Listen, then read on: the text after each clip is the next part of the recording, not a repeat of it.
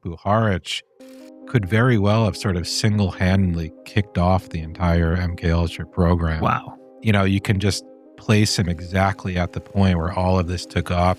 The 9 are basically the best way to describe it are like a group of non-human intelligent beings, but apparently they sort of oversee humanity, I guess. They've been watching, and they're kind of seeing what's going to happen with Earth. This guy, Vinod, he channeled them for the first time, and Puharich and the group there were all shocked. Maybe this bigger phenomena is that these kids are getting this power through some other intelligence.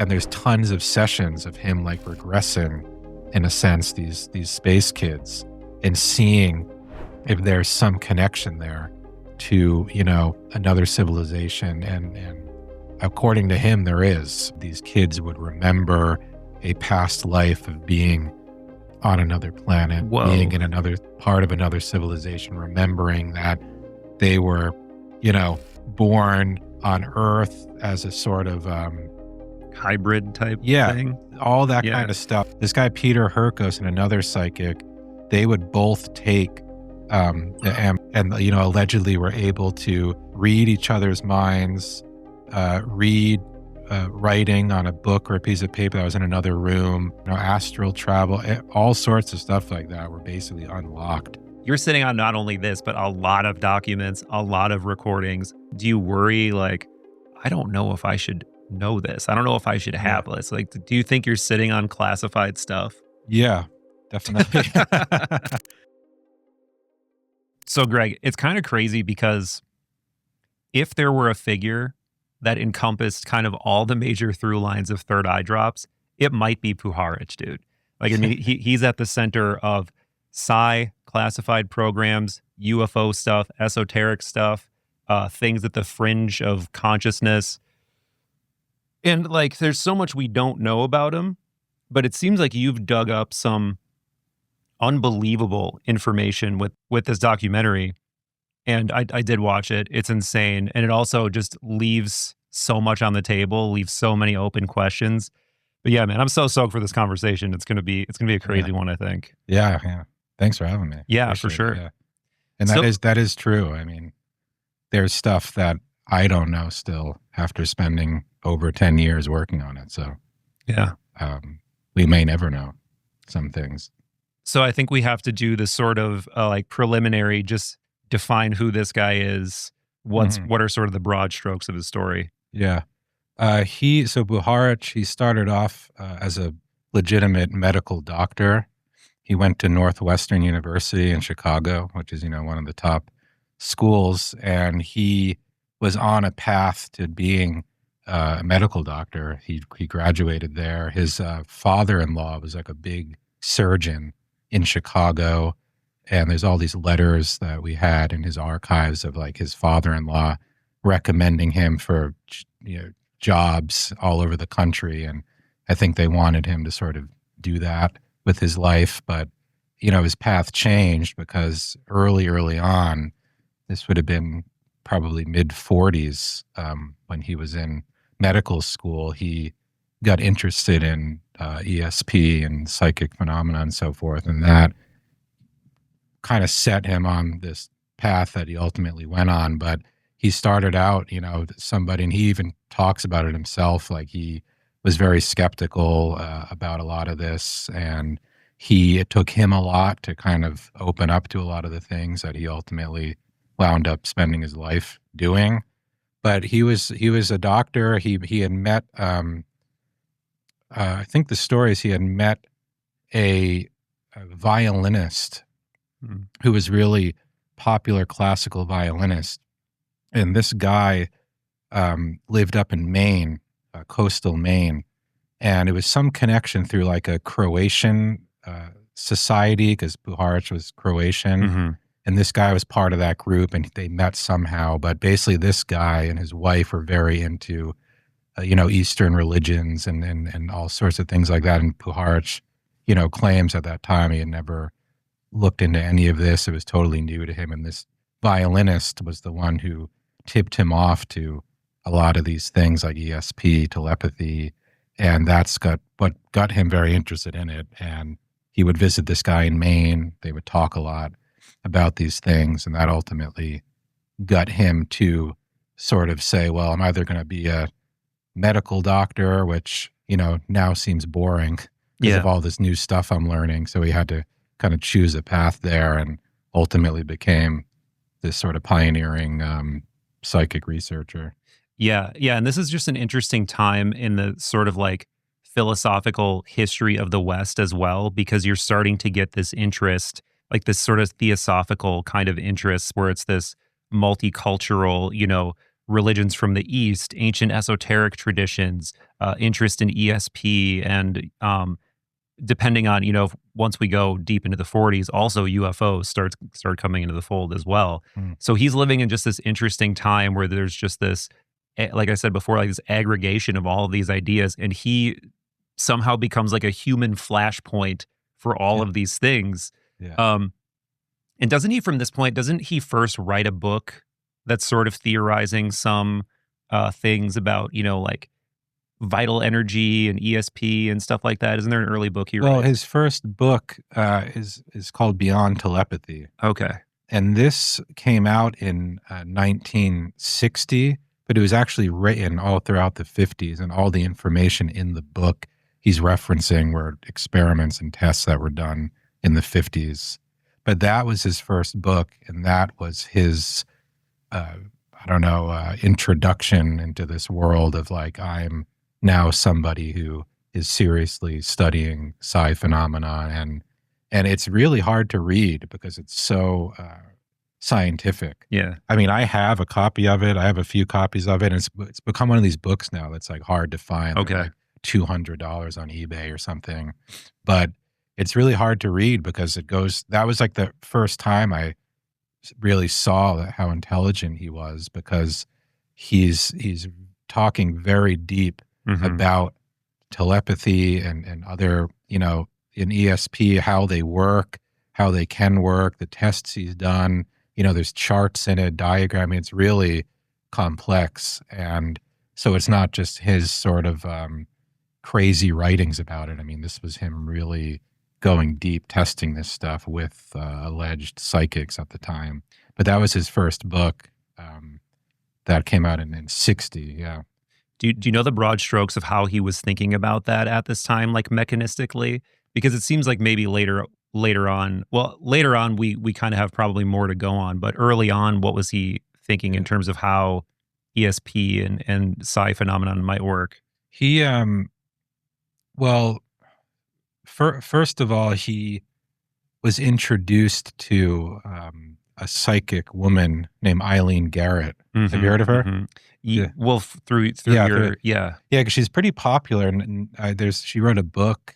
There's a lot of stuff out there now of her, but he had met her, and that was in his story. He tells, that was the first true psychic he met, where she would do things that were just, amazing, that he couldn't explain, and she could pick up on what you were thinking. And, the classic thing where it was like, he would call her and say, what am I looking at? And she would say it, and, stuff like that, Wow. which, in the early 50s is pretty hard to sort of cheat on that kind of thing. Right. But to answer your question, I think he,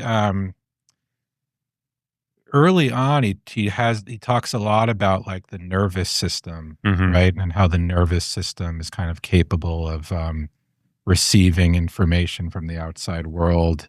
And he talks a lot about, it's in the film, but about how like, a tree has roots that go into the ground, and how the nervous system and the body have roots that like go outwards, and that's able to kind of pick up on information, that's able to pick up on communication potentially. So it was a lot of that sort of, the human body is capable of way more than people think. Yeah. And so his early tests were mostly in the Faraday cage, which, he went on to use this pretty much his whole life. But to get more to your question, I think he began to realize that when people were put in a Faraday cage, which basically, blocks out any electromagnetic frequency, it's like total silence, when they were in that environment, their body was, more attuned to be able to receive information or perform telepathy experiments. And so a lot of the early years, which again, like a lot of it was 50s. People know about his lab in the 50s, but he was doing this even 45, 46, much earlier than that. So yeah, he had some theories about, being blocked off in that Faraday cage environment, made certain people much more open to be able to, have ESP abilities. Yeah. So Yeah, I always thought that was interesting about Faraday cages because you could also assume the opposite.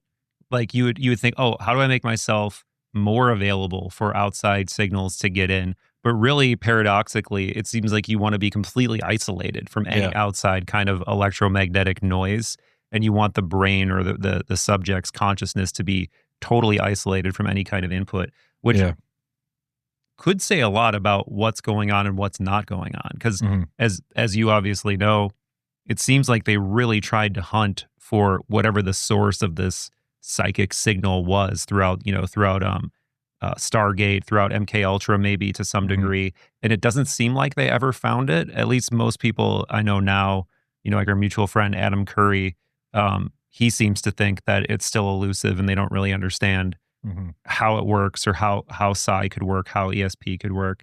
hmm So at what point do things kind of take a turn for Puharich where, he's a medical doctor, he starts to get interested in ESP, but things go in a decidedly crazier direction with his yeah, life. And yeah. what is the sort of genesis of that?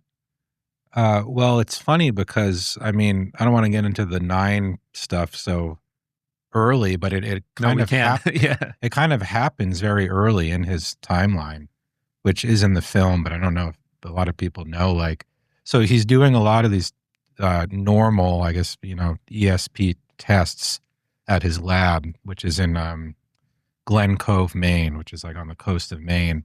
And he's doing a lot of stuff with the Faraday cage with this woman, Eileen Garrett. But I think you're right about this, the elusive aspect to it, because even with him back then, we were talking earlier, like he would bring a lot of people in, sometimes people from like around the world, because they were allegedly psychic. And Hmm. even back in the 50s, he was kind of filtering through people who were better at doing these tests with him. Because some people, there's a lot of stories who like they just weren't able to perform, and other people would be like, 10 times better at sort of. He did a lot of experiments with sending they would send, those meters that I can't remember what they're called. It's like a pen, and they go like this. They read seismic activity. They'd be going crazy in here right now because there's some Yeah, kind of crazy vibrations happening. it's Hopefully you guys can't hear that. Yeah. you Yeah. know the imagery. It's one of these big Oh yeah, like a tables. seismograph or Yeah, something. Yeah. they would send a loud. They would send a tone somehow to that seismograph, and the psychics could guess within like a millisecond of like before it was going to hit. Oh, So interesting. they would say like now, and then literally like less than a second later, it would hit the Mm, seismograph. Stuff like that, that people could do, whereas other people were like, useless yeah, basically. that's So interesting. yeah, so he was filtering people early on like that. But the turn was basically in 53 or 52 rather, was the whole meeting with this guy, Dr. Vinod, Yes. who was an Indian mystic, I guess you could call him. But he was one of the many, like I just said, psychics or mystics or people who would just come there to his lab because they were interested in what he was doing, or friends of his or other researchers would tip him off to people. But this guy, Dr. Vinod, was from India, and he apparently had psychic abilities, but he was also a really interesting person himself, because he was involved with this, what is it called? The World Organization of Religions, I think it was Okay. called. And he would travel around um, to different countries, and he came to the United States in the early 50s, and he would give lectures about like theosophy and all sorts of kind of like mysticism and stuff like that. But also he was apparently a psychic, and he was one of these people, I guess, who was like never open about it. But Puharich heard like through the grapevine that he could do stuff. So anyways, he goes there in 52 to Puharich's lab, and he's the first guy who allegedly, the story goes, fell into a trance and started channeling the nine, or the nine came through him. And the nine, of course, are this, the nine are basically the best way to describe it are like a group of non-human intelligent beings that speak through, whoa. He went out to try to, Oh, okay. yeah. Anyway. Then so the nine are this group of 9 beings, but they come through as sort of one voice, but apparently they sort of oversee humanity, I guess. It's kind of that typical story where they've been watching, and they're kind of seeing what's going to happen with Earth and the people on Earth. But this guy, Vinod, he channeled them for the first time, and Puharich and the group there were all shocked at what was going on here, and they started to take it seriously. So they would then hypnotize him so he could channel better, I guess. I think this is the first time that he really started hypnotizing people to do this. But point is that there was a turn here because this guy Vinod started channeling the nine, and that became this huge part of his life that he basically chased until he died.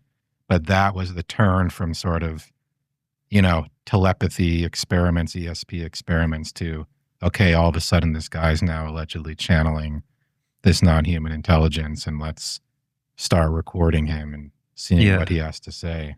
And was the round table already formed at this time? Let's talk about that a little bit, because he ends up getting funded by this sort of consortium of super wealthy individuals who are interested in these same topics, like like a lot of old money and people from you know the story and the details better than I do. Yeah, so it's kind of murky exactly how this started, but essentially it was this group of very wealthy individuals in New England who basically took Puharich under their wing because he was so charismatic and sort of smart about talking about, these ideas and these theories. And they were all obsessed with him basically and what he was doing. So they set up this lab for him, which essentially was this huge barn that wasn't used. This farmer let them use it, and they turned it into this like huge laboratory. And then he lived in this mansion basically that was like next to it. And they would go back and forth from the mansion to the round table lab, which was the barn. And that's where all this stuff took place. That's where the first 9 channeling took place. But it was all these very influential people.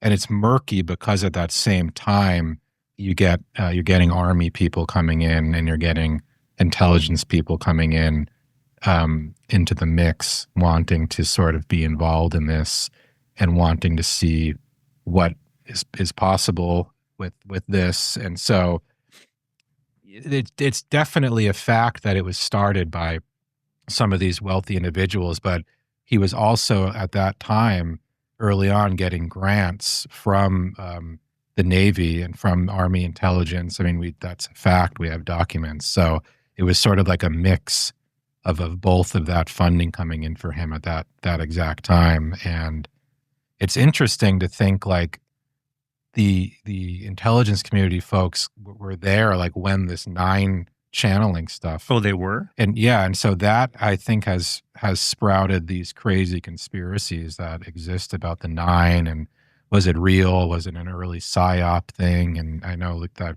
author Peter Levenda talks a lot about this, but I think that's what started like a lot of conspiracies surrounding this, because those people were very much there right when this guy was allegedly in a Faraday cage, channeling the 9. So it does make you think like what was going on there. What Yeah. interest did they have? Were they seeing this as something that was, was it real to them, or was this something they were thinking we can use this for other purposes? So I can understand the conspiracy starting through that, but Hello, my friend. Let us intermission briefly. Did you know that I have been diligently grinding out patron slash member only content every week or close to it? The library is girthing well into the dozens at this point. Check that out in the member section. And like I said, much, much more. Or over on patreon.com/third eye drops. And if you do join in over there, you will also get access to a patron only Discord server, occasional live hangs, and more. Please do tickle that algorithm, like, sub, comment, etc. if you have not already. Unfortunately, I've noticed as of late, sometimes the algorithm just does not push this content nearly as hard as it does other times. So you will miss out if you are not subbed. Much love, and back to it. right when this guy was allegedly in a Faraday cage, channeling the nine. So it does make you think, like, what was going on there? What Yeah. interest did they have? Were they seeing this as something that was, was it real to them, or was this something they were thinking we can use this for other purposes? So I can understand the conspiracy starting through that, but Yeah. yeah, So you've got this Indian mystic who goes into a trance. He starts channeling this mysterious group of higher intelligences called the Nine. yeah. What, like, in this first session, like, what's being said? What are these entities like saying through this guy? Well, so we have all the recording, maybe Yeah. probably not all of them, but a fair amount of them, which were kept. And miraculously, the quality is like really good. You can hear it really well, because this was like 53, 54, a lot of them. But basically, it's strange because it doesn't really sound like channeling. Some of them don't really sound like that. It just sounds like almost like he's lecturing or something, like he's just sitting there and he's talking. But some of them, you can clearly hear them doing the sort of like countdown protocol to get him into a hypnotic state. Mm-hmm. And then he starts channeling, and you can clearly hear him sounding a little different on those. So perhaps some of them were just lectures. I mean, obviously it's not video, so it's hard to tell Yeah. what was going on. But a lot of the early stuff was sort of very similar to a lot of the kind of early contactee stuff of that time, about how they are sort of monitoring us. They're monitoring Earth. They're trying to help Earth. They're trying to help us not sort of, get into a nuclear war. I mean, it's interesting because a lot of those tapes, these they're sort of naming, like they're talking about Stalin, and they're talking Wow. about these figures at that time, and these people need to be stopped, and a lot of that kind of, I guess you'd call it like early contactee sort of language, where they're just sort of monitoring us and making sure we don't, kill ourselves, basically. Right. And so there's a lot of that, but there's also, which is very interesting, there's a lot of communications from the nine that are basically telling Puharich and his group there, like, what they can do to enhance the communication. So, for instance, they're saying, you have to use copper in the Faraday cage, Mm. because that enhances the communication and enhances the transmission. It helps the people within the cage, bring through our messages better. And it's crazy because there's images of them, like literally reworking the Faraday cage and lining it with copper.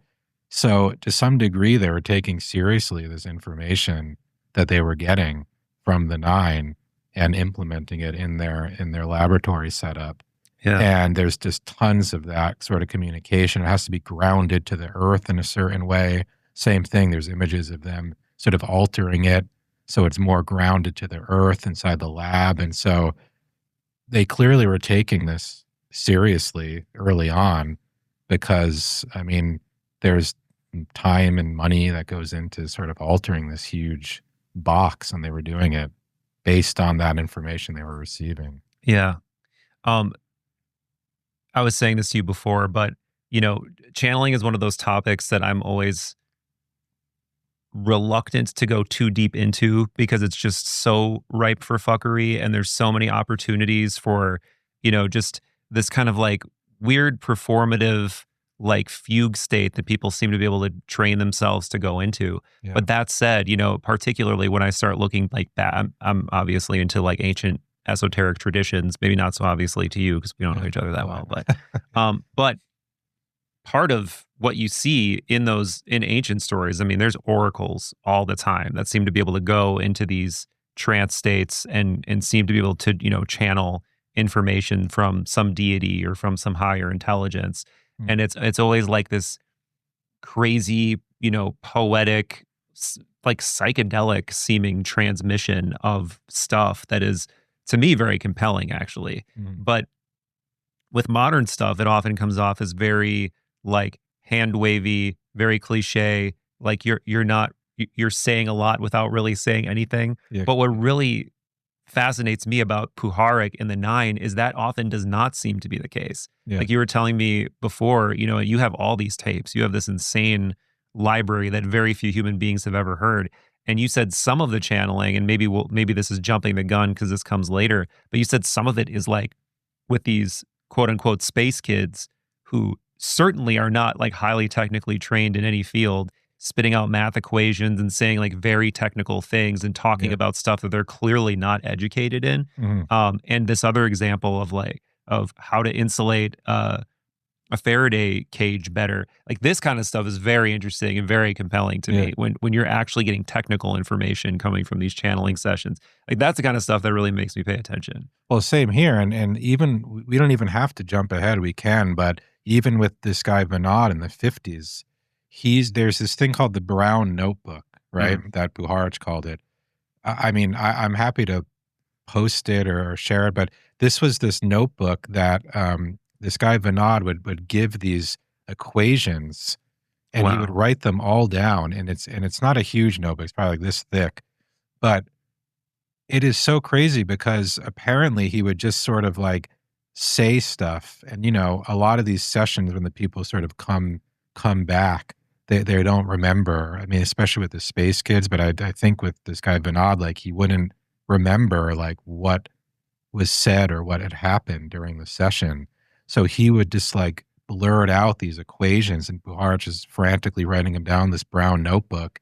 And I don't know. I've be honest, I put him in Chat GPT. I've tried all sorts of stuff. But again, it goes back to like a little bit of what we were talking about earlier, where I just think it was perhaps so advanced that, I don't know, the world maybe wasn't ready for it or something, but he certainly took down all these equations, and you can even see in his own writing, he's like, question marks, and he's referring to certain things. And it'd be one thing if, again, it's just peace and love and this kind of stuff, but it kind of makes it a whole different animal when it's like this person's spitting out all this crazy, complex stuff that you're kind of writing down and then trying to figure out what it all means. It's more fun, So what it's hard to decide where to go in this conversation because you could just continue with the Nine and all this novel information they seem to be, imparting, not just through this Vinod guy, but like successive channels throughout Puharich's life. But then there's all these other fascinating chapters too that come before. Like he obviously gets pulled in deeper into the military industrial complex and into the three-letter agencies and classified things. Seems to be involved, and maybe you can speak to this, how deeply you think he was involved with MKUltra.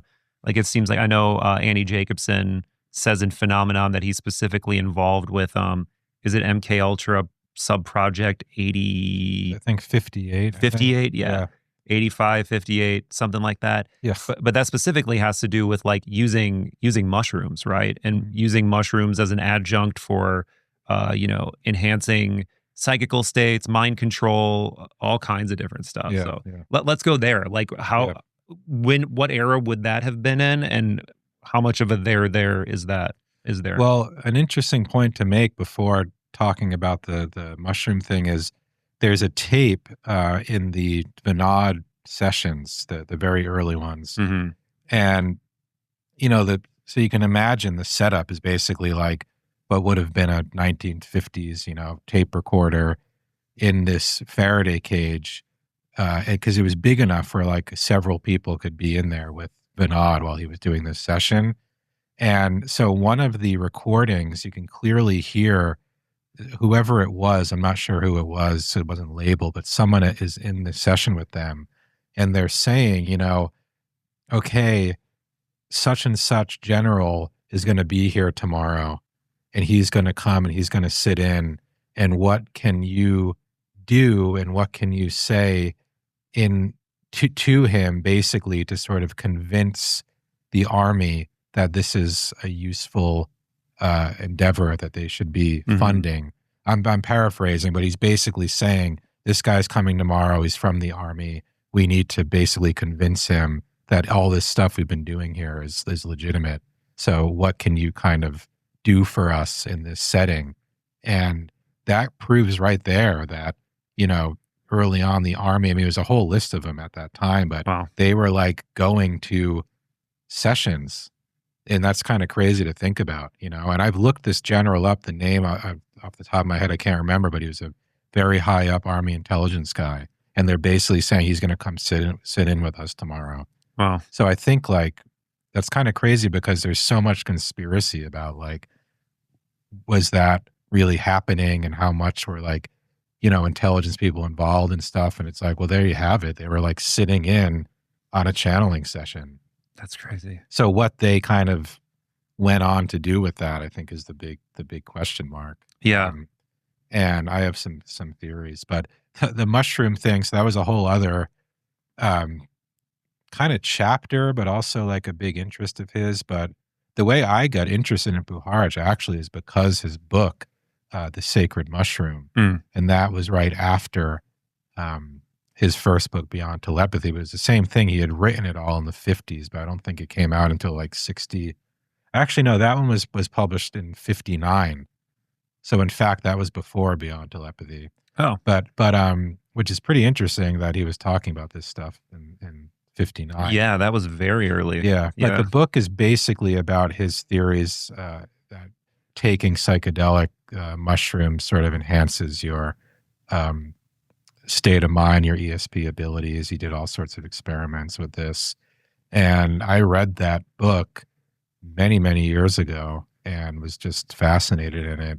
This is right around the time I was kind of getting into this whole world of stuff. And I just thought like, man, who is this guy? And I didn't even really know anything about him. But once again, a little less complex than Beyond Telepathy, but still very scientific. But it's a little more like of a story about like his interest in this stuff. But it's a really good book. Yeah. I'm sure you mentioned Lavenda before, and there is a chapter in, I think, Secret Machines War. I'm not sure if you've read that, but it goes deep into not deep for you, but fairly deep into Puharich. And he also is talking about a lot of what's going on in this whole period of time. And unfortunately, the details are a little bit blurry for me. But the story with how mushrooms were discovered by the West has to do with Wasson, right? And going down to that's right? It's Gordon Wasson. Yeah. Well, in fact, Puharich did it before him. Oh, and wow. That's just not really like on the public record.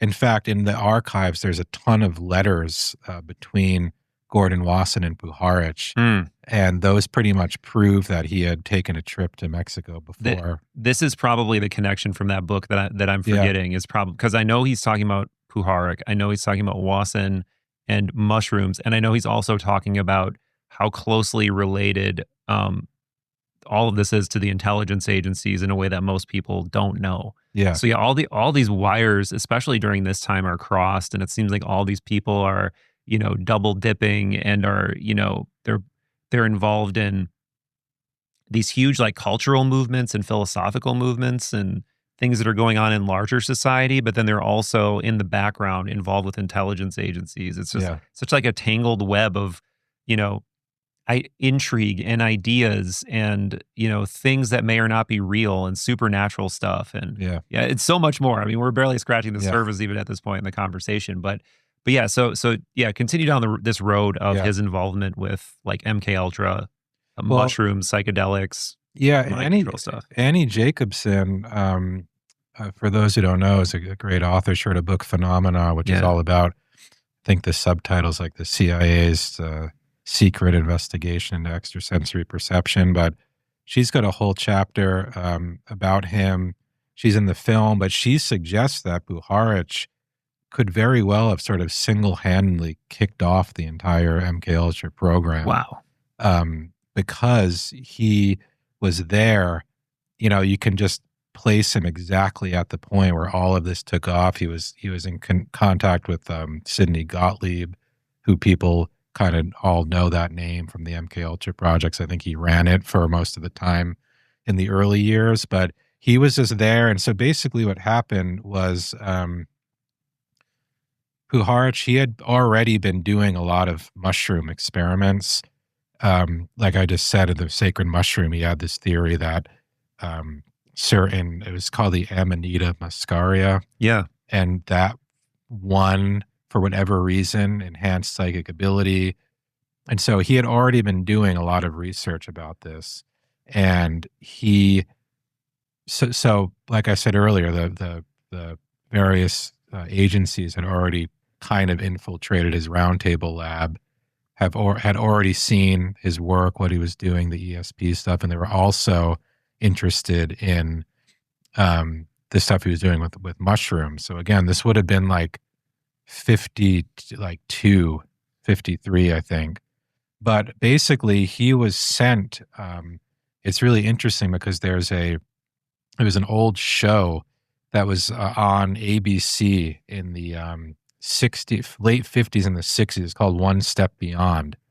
And it was just this sort of news anchor guy who would kind of look at, I don't know what you fringe call it, topics, maybe. topics and stuff like that. But one of the episodes, they go to Mexico with Puharich, and they're hunting for the sacred mushroom. I think I've seen clips from this. Yeah, I think it's been taken off YouTube, but it's back on there. But I think the episode came out in 1960, but it was filmed before that. But they sent a camera crew for this show, and they find the mushrooms, they bring them back. He tests them on the host. Like the host is literally, you can see it. He's sitting there. He ingests them. They do a Wonder classic, how much he gave him. I think it were. I mean, unless they were kind of faking it for the show, but they do the classic like Zener card, a Zener card test where it's blocked off from his vision, and he guesses it correctly, and then he does another test where he's holding the page of a book, which is an image of a waterfall, and Puharich asks what's on this page, and he says something like flowing water or something. He totally got it. It has a great deal of, it has something, a power, like noise. I don't know how to translate that into a picture. It seems to have that noise and speed. There's a face looking this way, and another face is looking that way. That's pretty good. Would you like to take a look and see what it's like? Anything, isn't it? Probably nice, but that's really it. Wow. So it's interesting. I mean, I don't know if it was faked, but so anyways, he was bringing those back on behalf of the CIA and the Army while he was on that trip filming the show. So it was almost like that show was like a front in a way for him to kind of go there, gather information, bring things back. Because once again, like a lot of the archives we have are letters and correspondence that date all the way back to this time. And he's clearly saying and naming names of certain individuals who were involved in those agencies who are basically funding his research at this time. And I think that, I don't think I know that in 1953, I think this is out there online somewhere, but he presented a paper that he wrote, and it was called something like the potential uses of ESP in psychological warfare. And he went to the Pentagon and presented that paper. And in that paper, it not only talks about his ESP work, but it also talks about this research with mushrooms and how it can enhance abilities, or how it can also put people in certain states of being controlled and so forth.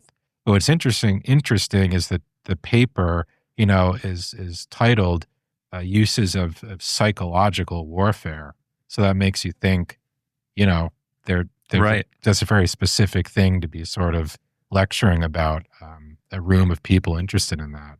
So of course there's probably a lot that's classified, but the point is all that mushroom stuff he was doing was like right before, like the very year that the first MKUltra program sort of started. It was like right there. And pretty much everything he was doing was sort of implemented in those early tests. He was also involved in a lot of the early LSD tests. He writes a lot about this as well.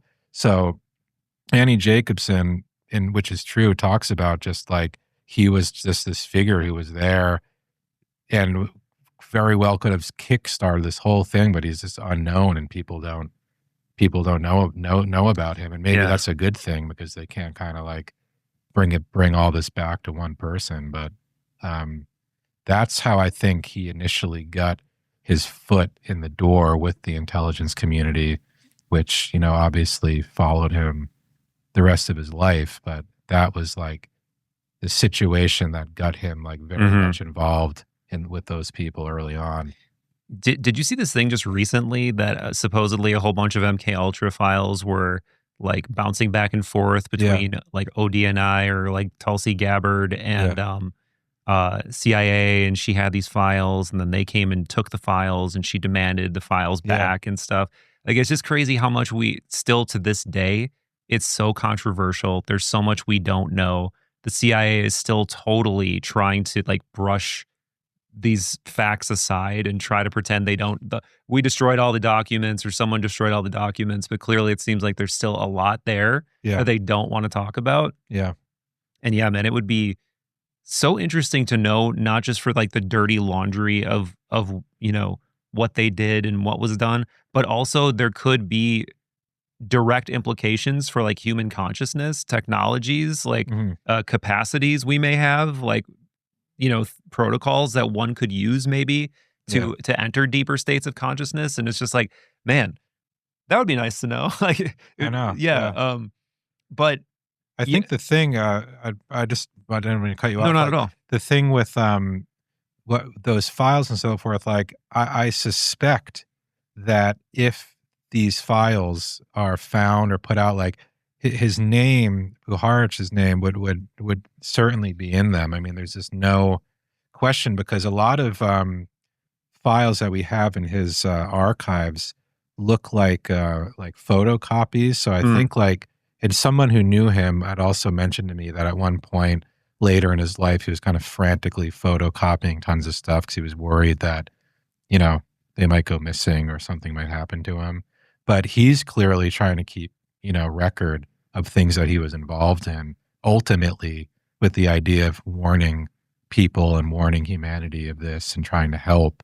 That's like a big misconception, I think, of Puharich that I've certainly dealt with now that I've been talking a lot more publicly about him in the film. Like, there's just a lot of people out there who think he was this sort of monster, evil genius sort of guy who was, his whole life was based around manipulating people and being involved in these terrible programs. But I mean, it's not the case. I mean, yes, he was involved in a lot of this stuff, but I mean, he ultimately was able to go out there in his later years and lecture and be very open about things he was involved in, things he had done. I mean, that could very well be the reason he may have died, or definitely the reason his house was firebombed in the Yeah. late 70s, because he really broke, whatever oath he took, because he would lecture at various conferences all over the country, all over the world. He was going to Europe, and he was literally saying, like, I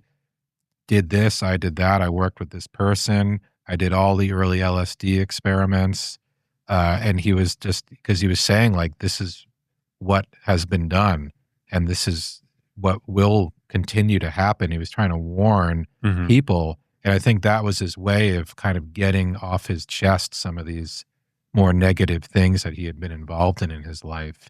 Whereas, there's other people who may have just gone to their grave, having worked on these programs, but he didn't take that path. I mean, he very clearly was like, I'm going to warn people. I'm going to tell people what I know to try to help. So, hopefully the film kind of portrays that, which I think it does, because most things you look up on him are just pretty negative, and he Yeah. was awful. And there's this one guy on YouTube, I don't even remember his name, but has all these videos, and he was horrible, and he locked people in cage. I mean, it's not true. So I'm not out on some tour to try to, put it, Yeah, but it's redemption tour. but yeah, but it's just annoying, because again, like, he really was trying to help people and give information to people and give out what he knows. And I think that sort of cost him, unfortunately. Yeah. It's too bad how having a sort of, I think, pretty clean motivation, a pretty natural human curiosity to be inclined toward investigating these topics often is going to inevitably lead you into these realms where it gets twisted and used for things you didn't initially intend it to be used for. Yeah. And I can see how once you get sucked into that realm, you're probably just kind of coerced into doing it, or it slowly gets so normalized that it doesn't seem like this malevolent thing, when in some cases it probably was. But that's not because, as you're pointing to, that he's this monster who truly has, like, and all these evil machinations for things that he wants to do, but because that's what happens when you get pulled into the military industrial complex. They're going to look for ways to actually operationalize these compounds, and you're going to break people's fucking brains when you dose them up with huge amounts of mushrooms or LSD and then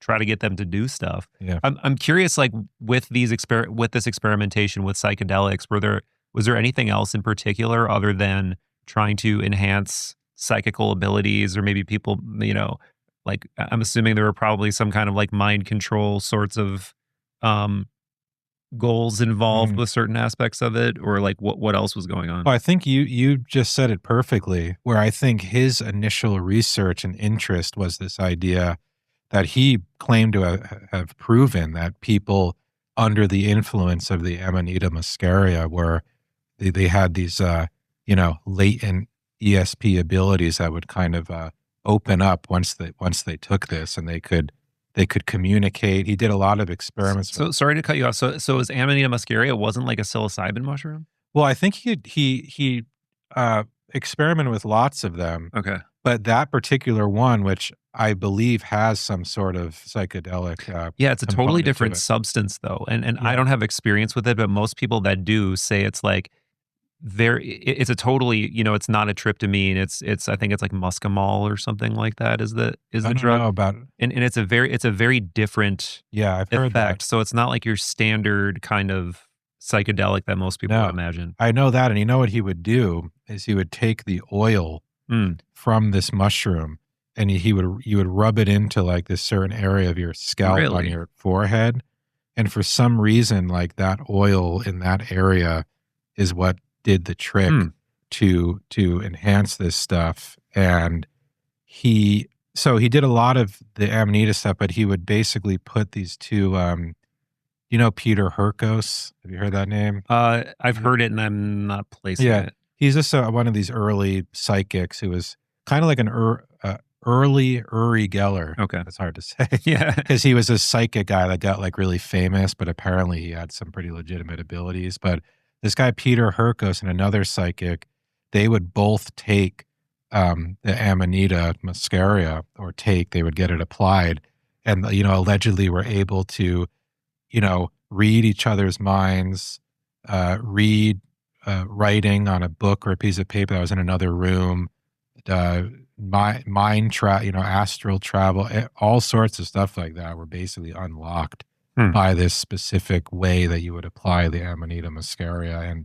But it was very rough on these psychics. Like one of them, we interviewed the wife of this one psychic who was doing a lot of the mushroom experiments with him, and basically he left the lab because he just like couldn't take it because he was getting sick and that kind of thing. So it was definitely pushing boundaries, I think. Yeah. But he not to cut you off, but I've heard that from some of the remote viewers, the Stargate remote viewers. Like they wouldn't just sit there and remote view for 8 hours a day. They would do like 1 or 2 sessions, and that would be it. And then they would need time to sort of like recalibrate, because you need to be in such a. Have you ever experimented with remote viewing or trying to? No. I probably should at this point. I haven't done it a lot. I've only done it once or twice, but it's like you need to be like very, not just focused, but you need to be in this weird mental state where you're not allowing your conscious mind to apply any kind of overlay to the information that you're getting. So I think it's from what I've gathered, everybody kind of has, even though there's a very specific controlled remote viewing protocol that they were all doing, particularly by the time it was the Army, the Fort Meade guys, but they still all had their own kind of way of entering that space and maintaining that space. And sometimes there would be kind of other psychical effects, like Lynn Buchanan told me that he was particularly good at getting into the minds of people. So he tells me that he allegedly would be told, what is Saddam Hussein doing? What is Saddam Hussein thinking? So he'd have to go into this like crazy person, this crazy murderous person's mind, and it would like take a giant toll on him. So I think there's like things that go on in these weird psychical liminal spaces that we can't even like really imagine. Especially with mushrooms, I'd imagine, because this one psychic, he basically said like there was only a certain amount he could do a week and he had to rest, and his wife was worried about him. So I think like, I mean, and it's strange too, because at that time, this still would have been the 50s, and there's a lot of journal entries as well that we have of Puharich. He kept like a crazy amount of journals throughout his whole life. But at that point, he makes a bunch of mentions of saying like, this psychic is sort of basically on a payroll and has to produce a certain amount of experiments a week, and he's kind of writing how he's angry because this guy couldn't handle it, so he couldn't do the amount that needed to be done and that kind of thing. So I can't remember the original question. Well, that's okay. I can't either. Let's move on. No, but we're going in a roughly, sort of very rough chronological order, even though we're jumping around. At some point, he gets pulled directly into the Army in like the mid 50s, right? Is it like 53? He gets pulled into the Army, and then he goes into Edgewood Arsenal, which is also a place. Army Chemical Center. Yeah, where they were making a lot, probably like chemical distillations of psychoactive molecules and stuff like that. What is he like doing at that time? Well, so it's interesting, and unfortunately, I don't know, because like the one kind of black period, which I mean, I guess is sort of telling, was that time. But what we do know is that he got called back into the Army as a medical doctor, as a captain in the medical corps or something like that. And this is all, proven. We have all of his papers and stuff, but it's telling because of all the places that he gets sent to. It's Edgewood, which is the Army Chemical Center, where they're doing all of that stuff, and he basically sort of cuts off his journals and his writings like exactly at that point, which is like strange. But he claims in lectures and things that he was basically like a medical doctor, and he would treat soldiers and this sort of thing. But it's very odd, and I've done enough now where I can just tell that he's just kind of saying that story. It's pretty obvious that's not what he was doing there. Mm. And he's made a couple hints over the years in lectures, like, I know why I was really brought there, but he doesn't expand on it. But no, it is true that he got called back in an official capacity and was working at the chemical center. But when he was let go, this is something that was like a revelation for me, because I had found this document that basically states that he was leaving the army, but would continue to be a civilian consultant. Mm. And I mean, it's pretty obvious like what that means, but I was still like, okay, what does that mean? Yeah, I don't and- know yeah. army, specifics and lingo, but it basically means that he's sort of still under their watch, essentially, and still performing certain things for them in a civilian capacity. And that's very telling because of, what he would go on to do after that point. And that was like a big shock to me because, I always just kind of thought like he wanted to leave that environment, which he did. I think in a way he was sort of forced to do this civilian consultant because he writes a lot about how he was like sick of the, bureaucracy and he really didn't like the being in the army and the orders but he's still like, it's clear as day. There's this document that's like, he's going to be discharged. He's going to be a civilian consultant. So where that went and where that led to, I don't know, but that's what happened at that time. So yeah, it's an interesting question mark for sure, as there are so many of them. But another overlap that's occurring to me that I didn't name outright, and I wanted to bounce this off you to see if you've heard anything about this, because this could potentially be a modern manifestation of things that Puharich may have ignited. Is did you pay attention at all to when that Jake Barber guy came forward and started talking about psionic assets and stuff like that? That's so interesting in this context, because what he's saying is that there are these psychically gifted or psychically trained people that are like highly intuitive, that are able to somehow, psychically connect to these other intelligences in a way that sometimes produces like craft to show up or lights to show up, whatever. And then from there, the idea is that, as crazy as it sounds, they would somehow like down some of these craft for like reverse engineering purposes.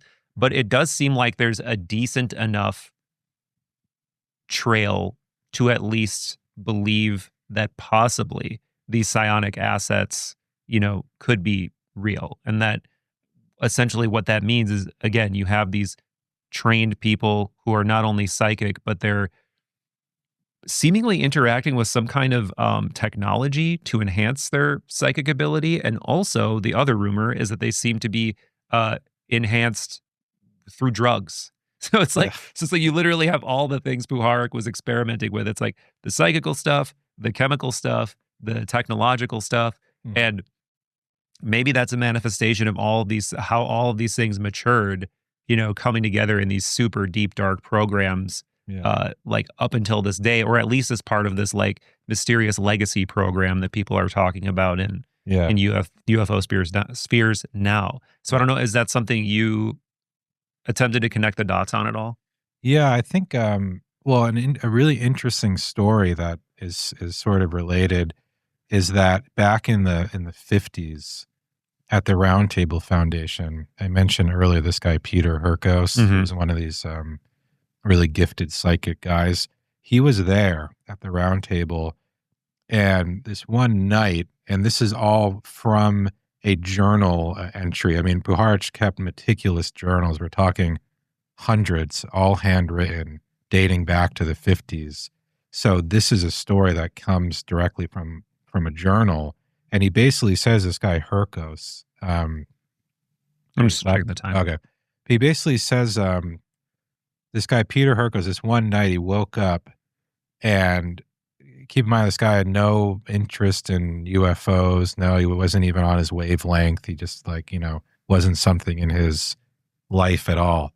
And he said that Hurkos woke up one night and was called to go outside. And keep in mind, they lived and the Round Table was right on the coast in Maine. Yeah. Beautiful, rocks and the ocean.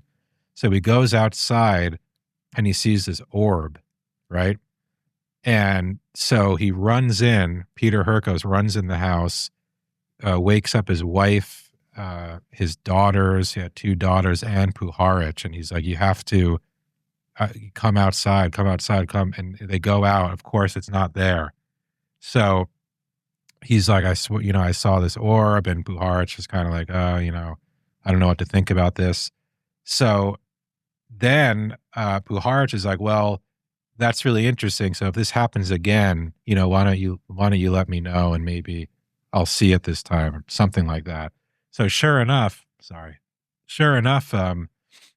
I guess it was, I can't remember, a couple of days, a week later, this happens again. This guy Herkos, keep in mind, this was all at the time they're doing the ESP, the mushrooms, everything. He has this which for some people might lower their conviction on it, but for me, it kind of raises it up. Exactly. Yeah. So once again, I mean, this is at nighttime, I doubt he's still, under the influence of whatever was going on, but he gets this message again to go outside. And this time he was, he remembered, okay, I'm going to wake up Puharich first. And so he wakes up, they go outside, and they see this orb again, and it's floating there, and it shoots off. Do they describe it like colors or size or anything like that? Yeah, well, I thought it was interesting that they were even saying orb. I guess that's kind of like a common term, but that's what he was calling it in 53, 50. This is probably more like 55 or something, but no, they said just the classic off in the distance, over the water, bright, yellow, circular orb, and then it slowly went off. And that was, I think, because again, even Puharich, like, there's really no mention of any interest in UFO, ET stuff at all. But around that time, I think there was the whole channeling thing that was happening, but that wasn't really related to like craft or anything. But after that incident, he writes that's what got him more interested in the UFO subject and so forth. So again, this is coming from his journal. I mean, is it true? It's impossible to really say. Yeah. But that was an interesting story that kind of connects to the psionic thing. Definitely. But I mean, yeah, to get more into it, I think it's pretty obvious, like, stuff he did is very connected to this. And the biggest thing, I think, we were talking earlier, this episode of our mutual friend Jesse Michaels at Dan Sherman. Yes. That episode blew my mind because, people can watch that, of course, but basically, like, shifting out of the Roundtable Foundation was, again, a kind of murky time where there's not a lot of information or writings. Even, like, it's really weird, like, during that time, there's a lot of photographs, and going into the 60s, there's like very little, photographs or really anything. All of a sudden it picks back up again in the mid 60s. But during that time is when he moved to Ossining, New York, which is where he would live for many, many years. But he actually moved there in 1960. He moved there right from the Round Table, Maine, to Ossining, New York, which is a town on the Hudson River north of New York City. And the reason he moved there is because this is sort of a mutual discovery by Annie Jacobson and myself, because she had discovered this in her book, but I don't think she had found some of the stuff that was in our archives and everything. But, she writes about how Round Table Foundation closes. He's kind of looking for his next gig, if you will, but he gets a contract from the Atomic Energy Commission, of all places, because they're interested in him. They're interested in what he's doing. And they basically, like, move him out to Ossining, and kind of he's able to buy this huge house there, So at the time, it would have been like a massive contract. And even his kids at this time were sort of unfamiliar with the work that was going on, or why they were moving there. But he was doing a lot of experiments with sound, and he had kind of moved into this area where he had invented this device. And again, the beginnings of this are very murky. I don't Yeah. really know, like, how did A lead to B? It's Yeah. very, Did he have an early interest in like electrical engineering and radio stuff? Or, yeah. Okay. This was like even like right around the round table beginnings. He was doing a lot of research with, yes, nervous systems, sound, hmm things of this nature. He worked with a guy named Warren McCullough.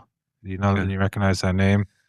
Again, He's like vaguely. he's known as like the creator of cybernetics. He Okay. was like this really kind of like wild Einstein type figure who was also at Northwestern, and they would do all sorts of like crazy experiments at the Roundtable Foundation together with sound waves and things like this. But he that's a whole other thing to get into. But basically, he I don't know what led to this period where he moves to Ossining, but what we do know is he was partnered with a dentist that he had Oh met yeah. Yeah. This in story. Yeah. in the army. He had met this guy, but they had created this device that was called the TD 100, which stood for Transdermal 100, and basically they figured out a way to they would test this on deaf subjects, people who were, nerve deaf, and they figured out a way to train these individuals. They would put this sort of headset on them, and it would produce this certain tone, and they would be able to hear it. Like the tone would somehow bypass the ear and go through the facial nerves and wind up in their head, basically. And they were able to hear tones, which then turned into words, which then turned into full sentences, and all of a sudden they could hear, basically. And he and this dentist created this device, and it was a big deal. Like there's a New York Times piece on it when Wow. it came out in 1961. His pictures in it. But like usual with Puharich, like all of a sudden it just never talks about this thing. It never comes up. He's kind of on to the next thing. It's totally just gone black in a sense. But this TD machine turns up, many, many times in his life after this period, that he basically just invents this thing, which is like a medical genius invention. You'd think this could like change the medical world, and all of a sudden it's just like no one talks about it. It's Yeah. just like a nothing thing, and he's moved on to the next, but he's still using this device pretty much his whole life up until like the 90s. He's using this thing. Do you think he figured out that this could potentially be a way to enhance other abilities, not just like the ability for deaf people to hear, but to get Yeah. extra corporeal information? Well, I think Because we haven't. I should say we're going to come back to the Dan Sherman thing because this Yeah. kind of all leads into that potentially, and because we didn't really introduce him or like what Yeah. that story is. But yeah. So yeah, continue. Well, no, yeah, because it's interesting. But what he did prove is basically the other part of this. The machine was called the TD 100, but there's all these offshoot inventions that were connected to it. Mhm. And the other thing that they did was the tooth radio. They had a filling that would go in Yeah. your tooth that had a radio receiver in it.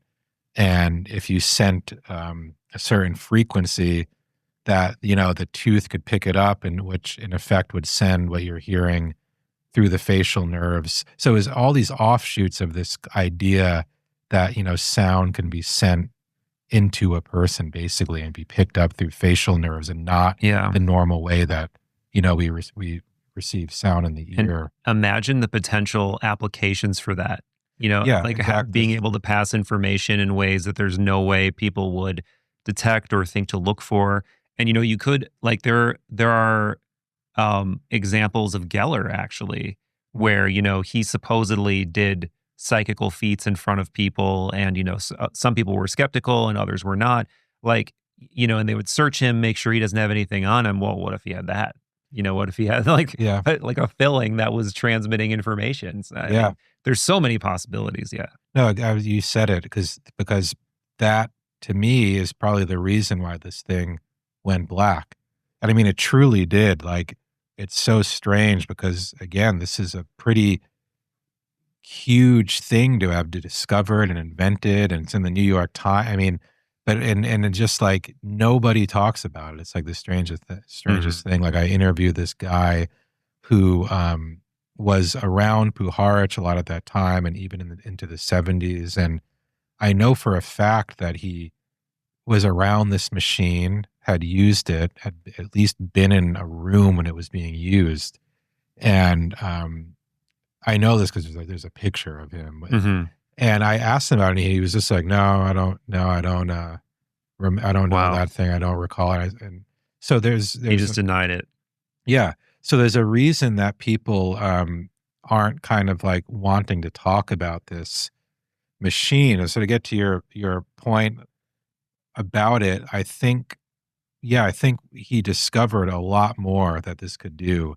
Maybe almost stumbled into a lot more that this thing could do, and that may have been the reason why, it just went totally dark. Because again, for like medical reasons, I mean, that's amazing. Somebody's deaf, they're unable to hear all of a sudden, and he describes how it works. Like you put it on.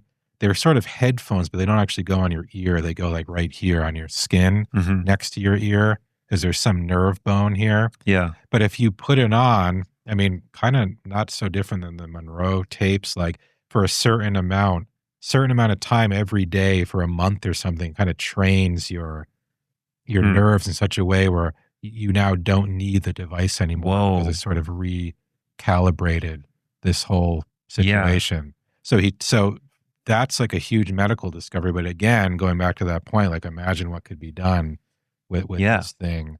That is a legit psionic device. Like if you can reprogram parts of your anatomy or neurology to function in a new way through technology and gain the ability to sense, again, like extracorporeal information or receive information. Yeah, dude, that's wild. You know what's crazy about this? I've never really said this, is that there's, we found these old documents at the time that he had a company called Intellectron, which is a really cool name for a company. But that was where he was inventing all this stuff, the TD100, the tooth thing, and other things like that. But we found this old brochure that was outlining the different things they were working on at the time.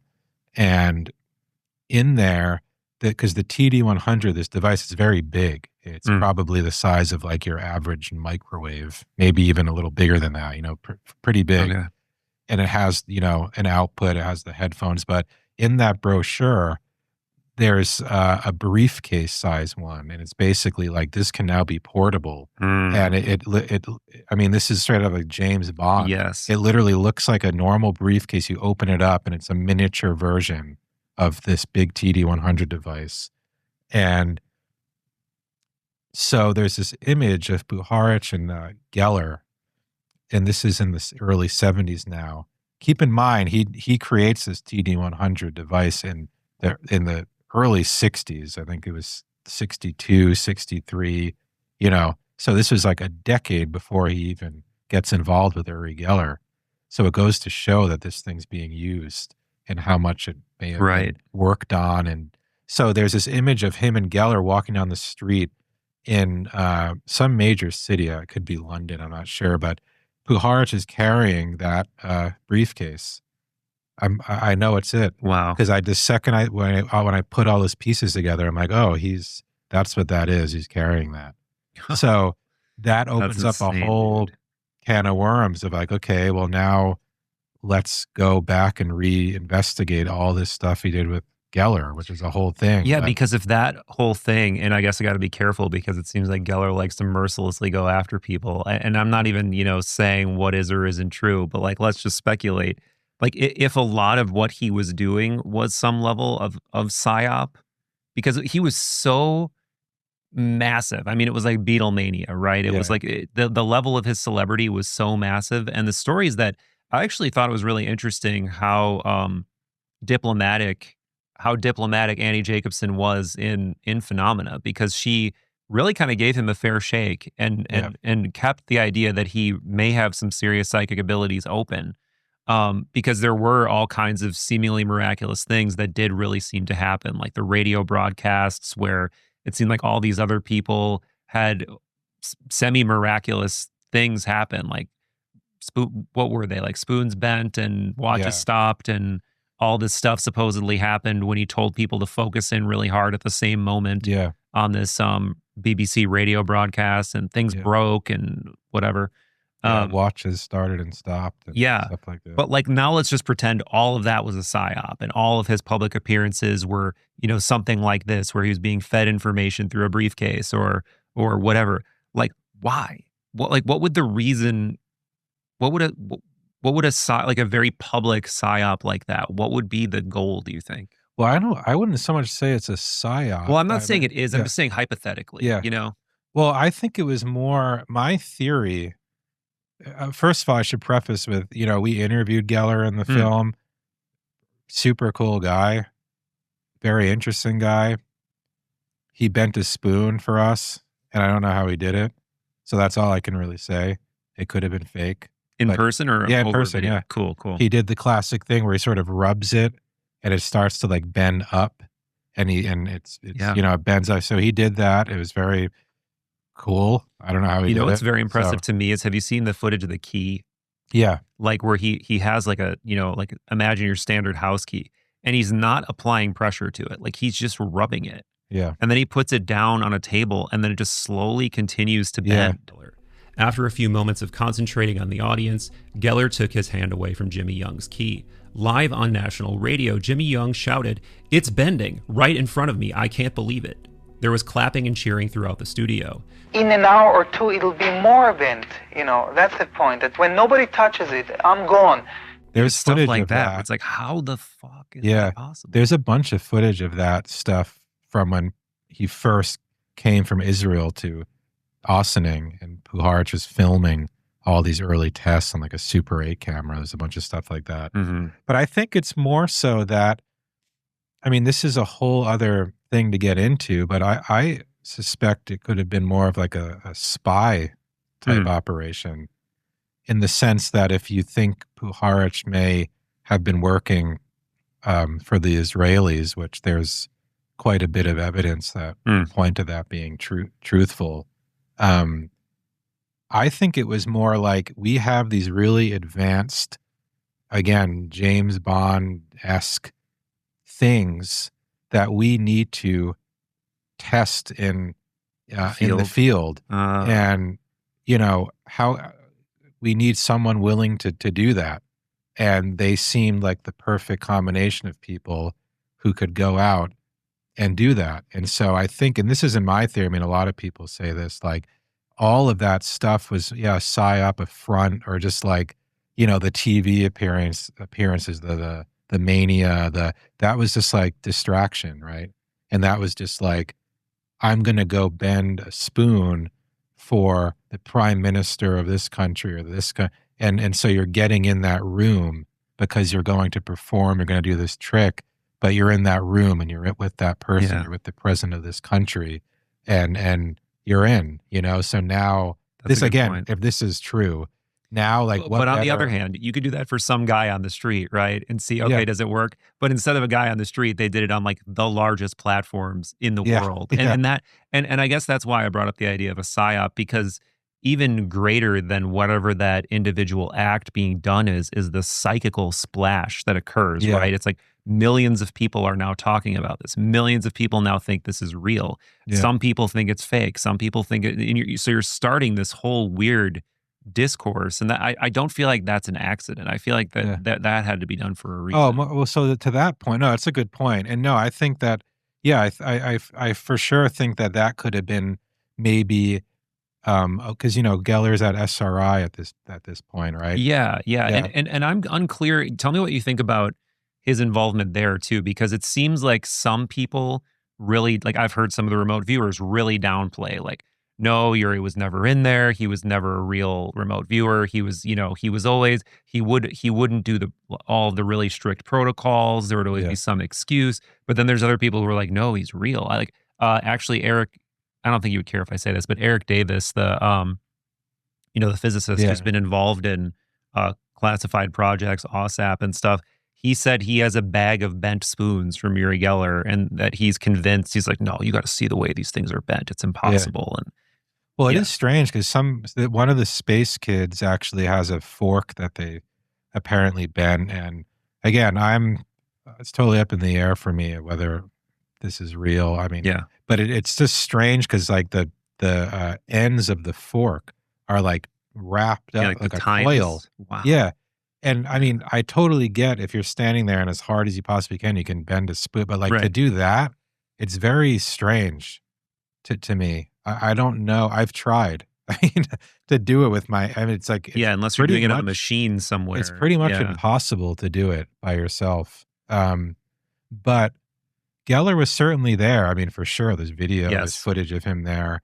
But what I know, and a lot of people, I guess, like dispute this for whatever reason, and again, I'm not trying to talk up Puharich because I made this film or whatever. It's just like the facts. Like like the MKUltra, like Annie Jacobson saying he was there first. Like even at the SRI program, the whole reason that started is because Puharich went to Israel, brought Geller back on behalf of the CIA.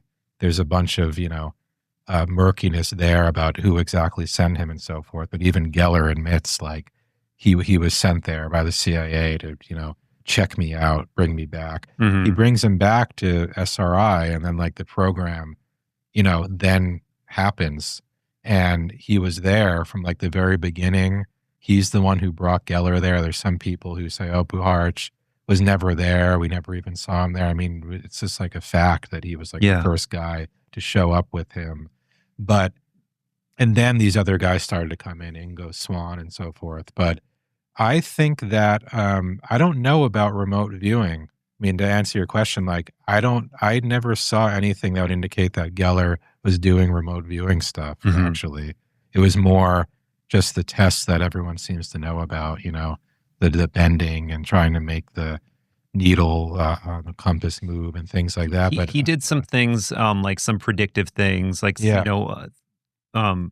like a hidden target inside of an envelope, and Yeah, something like like that yeah. kind of remote viewing. But yeah, I don't know if he ever remote viewed targets in the way Yeah. that they.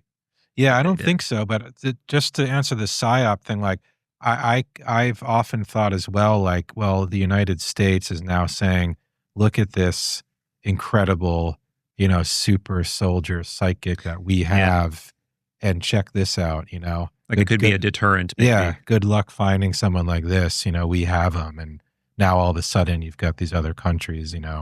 Hey, we need a guy like this, and Yeah. So that could make sense to me. But the Geller thing again, it's just strange. Like I truly don't know after all these years, like what was really going on. I mean, I can suspect things, but it's yeah, I'm not even trying to cover for him or any. It's just like it's just very mysterious, and I Yeah. think for a good reason. I think they were involved in some serious stuff back then, and Well, I there's just that, think like there's a reason why we don't know a lot about this stuff. Yeah. Besides, what's out there. There's that chapter in Phenomenon where she talks about the quote unquote Geller effect. Yeah. Where apparently, he would be brought around to these different labs and things would break.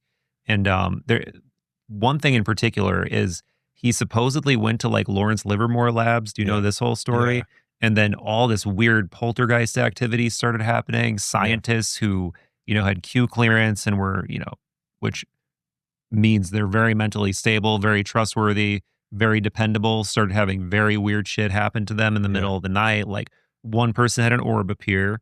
Yeah, that's right. One person had like so weird, like a rotating hologram of an arm appear in their bedroom or something like that.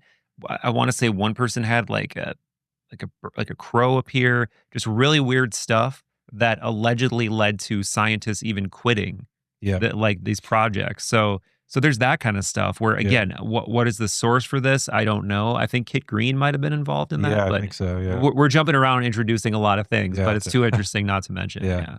No, I've heard that story. Yeah, I've also heard a theory. Do you know that guy Getting Spooked? He's got like a Substack. He's pretty cool. He does a lot of like good research into this stuff, but he's suggesting that Geller was involved in a lot of this like directed energy stuff, and that all of the remote viewing stuff was basically a cover for research into early directed energy weapons. Wow. And, I mean, that's kind of a stretch, I think, but Yeah. this idea that maybe the things people are seeing and the craziness and the poltergeist activity is more caused by experimenting with that and not so much genuine paranormal. So they're almost like Stranger Things style, like opening portals and making such weird shit happen by interfering with the electromagnetic spectrum that maybe you're almost causing the poltergeist activity. And that's actually interesting when you think about, the theories of someone like John Keel or something, because his whole idea of the ultra-terrestrial hypothesis is that the idea of the super spectrum, that whatever these entities are that we see manifest as like UFOs or cryptids or like poltergeist activity, ghosts and stuff like that, is really momentary manifestations in like what he called window areas or window periods of time where this super spectrum would manifest itself and all this weird stuff would start happening. Yeah. And you could also, as another example of that, potentially flag nuclear stuff, right? Because we know that nuclear things clearly seem to attract UFOs and strange things. And clearly that's having, you do a nuclear explosion and it has all kinds of crazy effects on the fabric of, reality essentially. So yeah, I mean, who knows, man? I know. I think like I've had this theory for a while now that Geller was in a way like a guinea pig of sorts for some of these very far out ideas, or like, is this possible? I can't prove like really prove that, but it just seems to make sense. I mean, given Puharich's background, given, he's like, Puharich is welcomed with open arms in Israel, is meeting all these generals, intelligence people, the connection, Geller has, and he comes back. I mean, it just kind of adds up to me. But again, like, there's not a lot known, so maybe that's for a reason. But they were certainly up to something. I mean, that's for sure. And they had a pretty weird falling out later on in the 70s. And so I don't know. Yeah, the other big chapter of this is, you talk a lot about the 9 in the documentary, this mysterious group of, disembodied higher intelligences or alien intelligences or something that are feeding information through a number of different channels. But then there's also this whole Spectra thing between Geller and Puharich, where essentially, at one point, Geller claims that the source of his abilities are this thing, right? This Spectra intelligence. Yeah. Where I can't recall if you talk much about that in the documentary or not. Well, we talk about the book. So in 74, Puharich wrote a book that was like extremely controversial because he's basically talking about how he met Uri Geller, how he brought him back from Israel to the United States, how he sets him up at SRI. He's talking about all that. But then out of nowhere, just like Vinod, Dr. Vinod at the round table, the book on Uri gets into this. One day I hypnotize him and all of a sudden he starts channeling and, oh my God, it's the 9 again. I hadn't made contact with them in decades, since the 50s. And all of a sudden through Geller, I'm communicating with them again. So the whole book is this sort of like crazy story about these things that happened between them and how they were communicating with the 9. There's all sorts of crazy stories in it, like Geller have you heard this? Like he apparently teleported from New York City I think to so, Puharich's house and came crashing in the window. And there's film footage of them filming the window where he crashed through. And so it's like it either happened or he literally wasted money by smashing his screen house window to prove this. So all these bizarre events happened like that are in this book, which led pretty much everyone to think he was just like totally, a quack, basically, was that book. Because he says even crazier stuff too about how like they were in Israel and they saw craft land and Geller was able to communicate with. I mean, it literally reads like a science fiction book. Yeah. But Puharich is kind of like saying the opposite. He's saying these events really happen. And that was sort of the break between the two of them as well, because Geller was like famous at that point, was making a career, was on TV, and now all of a sudden there's this crazy book out there saying stuff like this, and he like wanted to distance himself from that, Yeah. which he did. I remember that part of the documentary where it seemed like Puharich really wanted him to be kind of cloistered in his lab and be seriously doing these psychical experiments. And like Geller wanted to go out there and just like be a fucking rock star, Yeah, basically, because he was highly sought after, and he was ready to just like go out there and be, do his thing. The Spectra thing, yes, to answer your question, yes. that in the book, basically, it gets into how Spectra is, and again, this is like science fiction completely, basically was this computer that has been floating out in space for an unknown amount of time, and that somehow Geller was communicating with this computer, which is essentially like AI in a sense now, but back then, and that was the means through which he was communicating with. But Spectra was also like a lower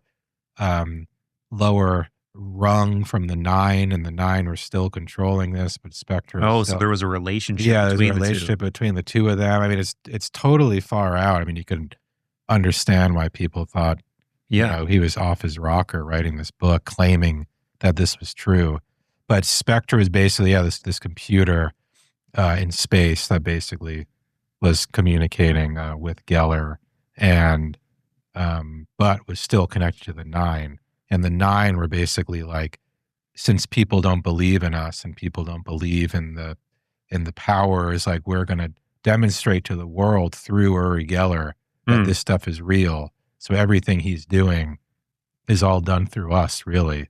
And that's going to prove, and that's going to make people believe in this.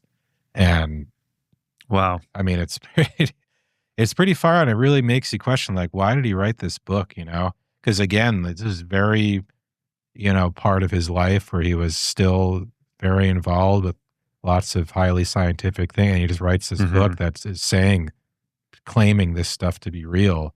So, I mean, I've questioned that a lot. I've questioned, like, was he told to do this so people would read it and just think that he was nuts, so he could kind of still operate, and do things for certain agencies while pretty much everyone just thinks he's crazy? I mean, I don't think that's too far-fetched. I read something about how the KGB would do that a lot. They would write these, have scientists write these sort of like crazy articles and papers just so like the public perception of them was like, oh, I don't trust this guy. He's clearly like, way too far out. But meanwhile, they're still working behind the scenes. So, I mean, I've thought that about that book, because it really does make you think, like, it that could ruin your career, your reputation. But he's like fully backing this book at the time. This just occurred to me, even though we're away from the TD100 stuff and, his sort of invention that seemed to just fall off the face of the earth, yet be super profound. Didn't you and Adam try to experiment with it? What happened? Yeah. Like our friend Adam Curry, who's been on the show a couple times. So you got your hands on one? Yeah. So basically what happened was, there's a guy named Tom Vallone. Do you know him? No. He's really involved in like Tesla research and stuff. He lives outside of Washington, D.C., but he's a really cool guy, and he knew Puharich really well in like the 80s and 90s. They were really good friends.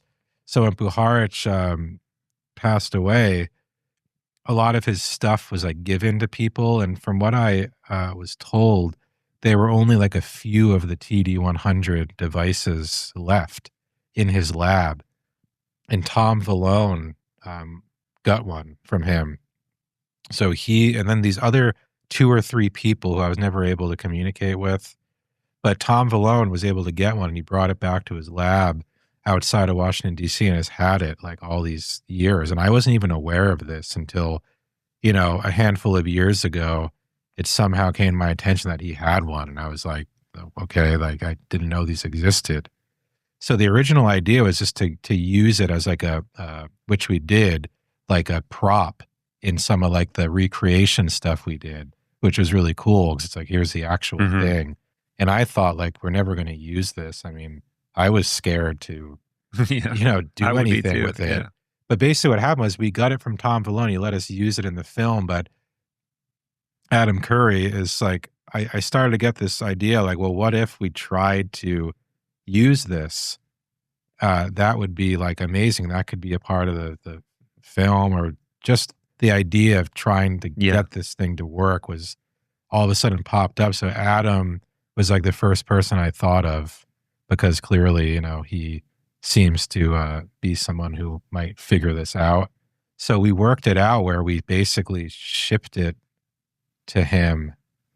And no, I traveled there with this thing in a checked luggage. I went and bought like the biggest possible piece of luggage you can and wrapped this thing in tons of bubble wrap. And we basically checked it in, and we flew and we went to his lab with it. And basically it's kind of an underwhelming story, because what happened was, he brought it in his lab. He basically got it to turn on. He kind of was able to determine that like it was functioning, it could turn on. He was able to see, there's like a sort of like a, what do you call it? Oscilloscope or something? No, he had an oscilloscope he was using that he somehow connected, which proved that this thing was like functioning. But long story short, he basically was like, the components of this are so old and the electronics are so old that I don't want to be the one to potentially, fuck this thing up for good. I'm pretty sure we can get this working. I'm pretty sure I know how to like generally get this operating, but I don't want to risk it because I will fix it. Yeah. So basically like nothing really happened. I mean, it was really cool to go there and do that with him, but it's such a relic. I think everyone was just like, let's not go there. Yeah, it would be interesting. I would have to imagine there's got to be some like electrical engineers out there who have tried to recreate it, or like, are there like schematics for it out there anywhere? No, I mean, we have them. Whoa. But I think maybe this is going to be an open call. Like I still want to do that. And this guy, Tom, who has it, he wants to do it. I think it really is just a matter of like finding the person who's willing to do it, and maybe, the funding that some person might need to, to go about this. But I mean, it's should happen, because if this thing does what, Puharich and others have claimed, I mean, that's pretty, that maybe it shouldn't happen. I don't know. Yeah. Does that freak you out putting that out there? I mean, on this note, we were saying before, you're sitting on not only this, but a lot of documents, a lot of recordings with a lot of crazy shit in them. And like, does any of that stuff give you pause, or like, do you worry like, I don't know if I should know this. I don't know if I should have this. Like, do you think you're sitting on classified stuff? Yeah, definitely. Well, I think, first of all, the machine, I don't have that anymore. I'm not just saying it, but it is like the thing I've thought of over the years is there's information out there that one can find that points to the what is possible here and what this machine can do. There's stuff out there. So I've never thought like I'm actually sitting on something that's like truly dangerous or I shouldn't have. But, at the same time, it does feel weird, because I just think like, again, the nature of this device, how it went totally black, like that does feel weird, because it's like, well, why don't other people know about this, and how did I, of all people, this unscientific filmmaker person, why do I have this? So I've thought of that, but some of the stuff, I think the recordings, some of the recordings are definitely like intelligence, remote viewing operations for sure. And again, like it was so long ago, I do feel like, why would anyone care? But there is that feeling of like, it's kind of spooky to have them. And could these tapes have information on them, or could they help present day research. I mean, so that basically it feels weird. I don't feel like, because again, like this information has been out there. I think there's definitely ways and means to find it out. So I don't truly think there's like some groundbreaking. But the like TD you're not one, the termination point. Like this is information that's out there. You just happen to have a large aggregate of it. Yeah. Yeah. But again, some of the tapes, again, so long ago, it's like, why would somebody care now about like an intelligence operation that happened in 1974? But I mean, still, it's definitely like serious stuff. Yeah. And Well, what kind of stuff are you talking about? And if there's details you feel like you shouldn't say, then no, don't say the I could details, say, but the one note on the TD100 I was going to say is what I think is dangerous, and I'm not doing this, so I don't really feel any danger. But like, if somebody were to like get it operational in the sense that it was doing what they claimed it was doing, like I would think that there's people out there who would be very interested in that and wanting that back and not wanting some random person to have. I mean, Yeah. I could see that, because apparently what it did, was not only mind control stuff, but also, a sort of connection to non-human intelligence. So Yeah. And now I'm remembering we never tied this back into the Dan Sherman thing. So if I was sitting in my basement and figured out how to work it, and I was the only one doing that, I would feel a lot differently. Right. But I'm not doing that. But somebody should definitely get it working. Yeah. That's the point. The tapes,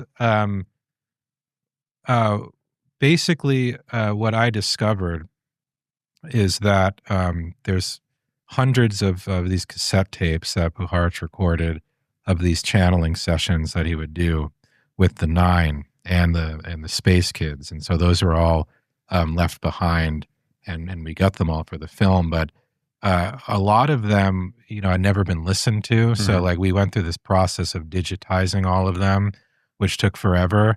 But once we kind of finally had them in like an MP3 format is when I started listening to all of them. And I very quickly discovered that there were a lot of tapes that felt like that, your classic remote viewing of like, we're going to go look at, or essentially we're going to go spy on this place, this person. What information are you getting? Can you feed that back? Wow. I can say some specifics, but the point is like, these were labeled as sort of channeling tapes with the Nine.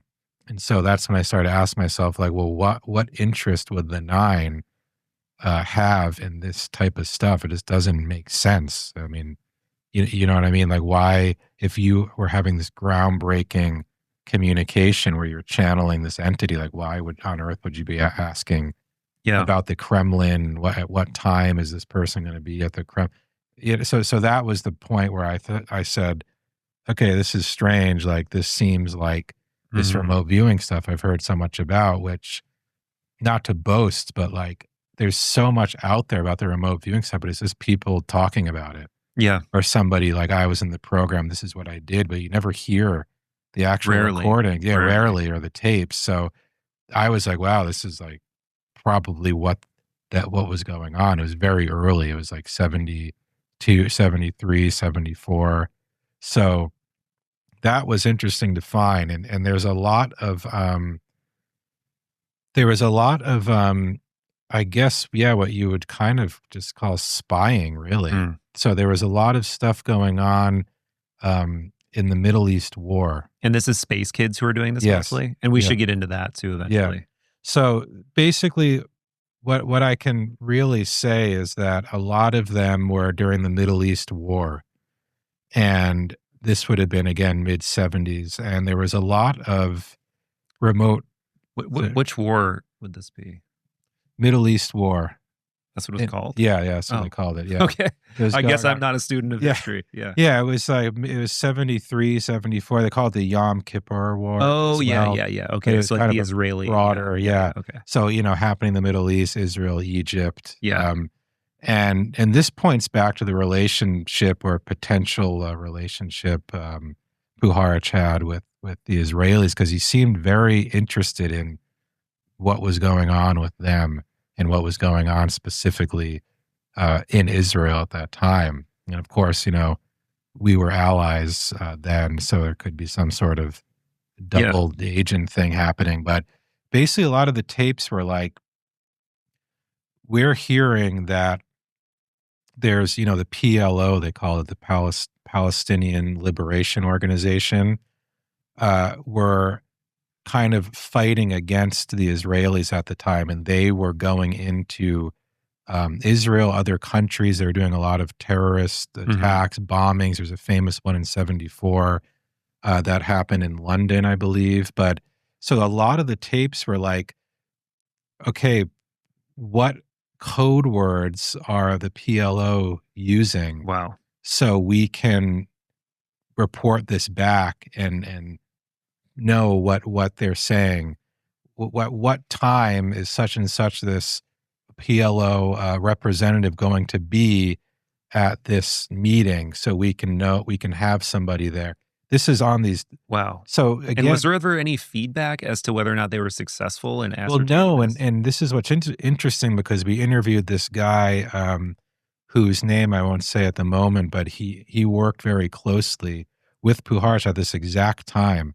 And I literally exactly what you just asked me, I asked him, and he's like, Greg, I can't tell you. All I know is these tapes were going to somebody.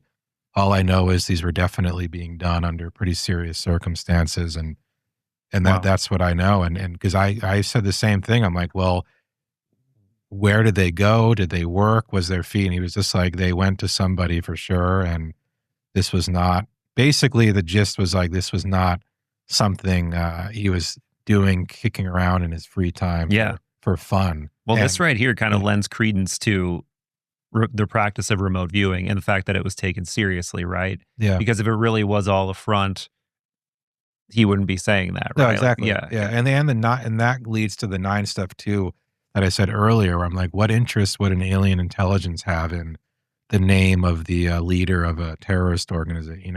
It just doesn't make sense. So when I started hearing this stuff, I thought, okay, I mean, going back to that idea of like being a little spooked by it, but also just like, okay, he's clearly doing some sort of operational remote viewing thing. I think what he was doing was, because this was very early. This was like right before, if not exactly when the SRI stuff was happening. So the very beginning of Project Stargate. Yeah. Which in and of itself is interesting, because if people are interested in remote viewing, the typical narrative is like, oh, Project Stargate starts in the early 70s at SRI, and this is Hal Puthoff and Russell Targ and Ingo Swann and Pat Price and people like this. And then that continues for a while, and then it goes over to Fort Meade and blah, blah, blah. Yeah. But this part of the story is not really something that's usually talked about. It's before that. Yeah. And again, I'm not trying to put this guy on a pedestal here, but like I think like he started this whole idea, he started this protocol, and that's what ultimately led to the SRI programs, the Stargate and everything, because some of these tapes are absolutely before Stargate started. I mean, it's a fact. And I think that what he was doing, and I've heard this, I can't prove it, but, it goes back to this idea of young people. Again, like there's this idea that a younger person's abilities are better. And if you're going to try to test a younger person, it is very difficult to bring them into a place like SRI, You got to go to their parents and, hey, can we do these bizarre tests on you 20? I mean, so the way you do it is kind of like what Puharich was doing, is this sort of big house, open environment, very laid back, calm. We're trying to communicate here. We're trying to make contact. ETs, a lot of UFO talk, and kind of bringing people into that environment so they're then comfortable, and then you can do, the experiments you want to do, and you can report back. And again, this is just what I've heard. I have no proof of this, but that it was kind of like a cutout. Mm-hmm. His lab was like a CIA cutout, where basically he was the one who was saying, like, hey, we want to check if this is easier or better with young people. So you do that there, and meanwhile, SRI, we're going to be doing the stuff with Pat Price and these other people. So it makes sense to me that he was doing that, and maybe those tapes are going there. I don't know. But all I know is it was the exact same year, the year before Stargate, and there's just many reasons to believe and many puzzle pieces that fit that that's probably what was happening. Do I have a document that proves that? No. Well, but you said you do have at least one document, right, showing that SRI was paying him? yeah, so the one thing we do have that is pretty undeniable proof was in his archives. It was some sort of tax-related document that basically was from Stanford Research Institute to Lab 9, which was his lab at the time, and they were paying him what would have been, I can't remember exactly, but at least $10,000 or more in 1973. Stargate technically started in 74, I believe. So that document is in there. We asked Hal Puthoff about that. Oh, really? Because he's in the film. We interviewed him, and he basically just sort of next question kind of thing, you know. And so I don't know. He seemed to like he was really cool. Like he knew Puharich well. He thinks he's very intelligent, a little far out, but he had a lot of nice things to say about him. But he basically was like, I have no idea what that would have been. So interesting. But it exists as there. And it's weird because, like, to us, these organizations seem like these little, oh yeah, they were doing but who knows what else they were doing? Who knows who else was working there? Yeah. This idea that these psychic spy programs and investigating all of this more out there stuff, it really may not have been contained anything close to the programs we know about. There could have been a whole other division within SRI doing other similar things. Well, there's footage of Hal Puthoff and Russell Targ at Lab 9 in Ossining during these exact years. There's literally footage of them there. They're sitting on the front steps. They're in the house. I mean, they were there for sure. Wow. So I can't remember who told me, but somebody, very reliable was like, yeah, the whole Lab 9 thing was just like a cutout for those programs because they could more easily work with young people there than they could in a more serious that's environment. Again, I can't prove it, but they were definitely doing a lot of that type of remote viewing in the Middle East at that time. And it was a lot of like, there's a guy named, it'll come to me, he's a famous Israeli general. He always wears an eye patch. Moshe Dayan is his name. You can look him up. He's bald. He wears an eye patch. And he was, I think, the head of Israeli intelligence in the 70s at this time. But there's literally tapes where they're like, should we tell this to him? Should we report this to him? Where will he be at this time? Can this be reported to him? I mean, again, what else could that be? And the fact that you're doing this so often, asking these kinds of very specific questions about where people are, what very serious information that is either right or wrong. If you're doing it over and over again, you must have a sense that it works.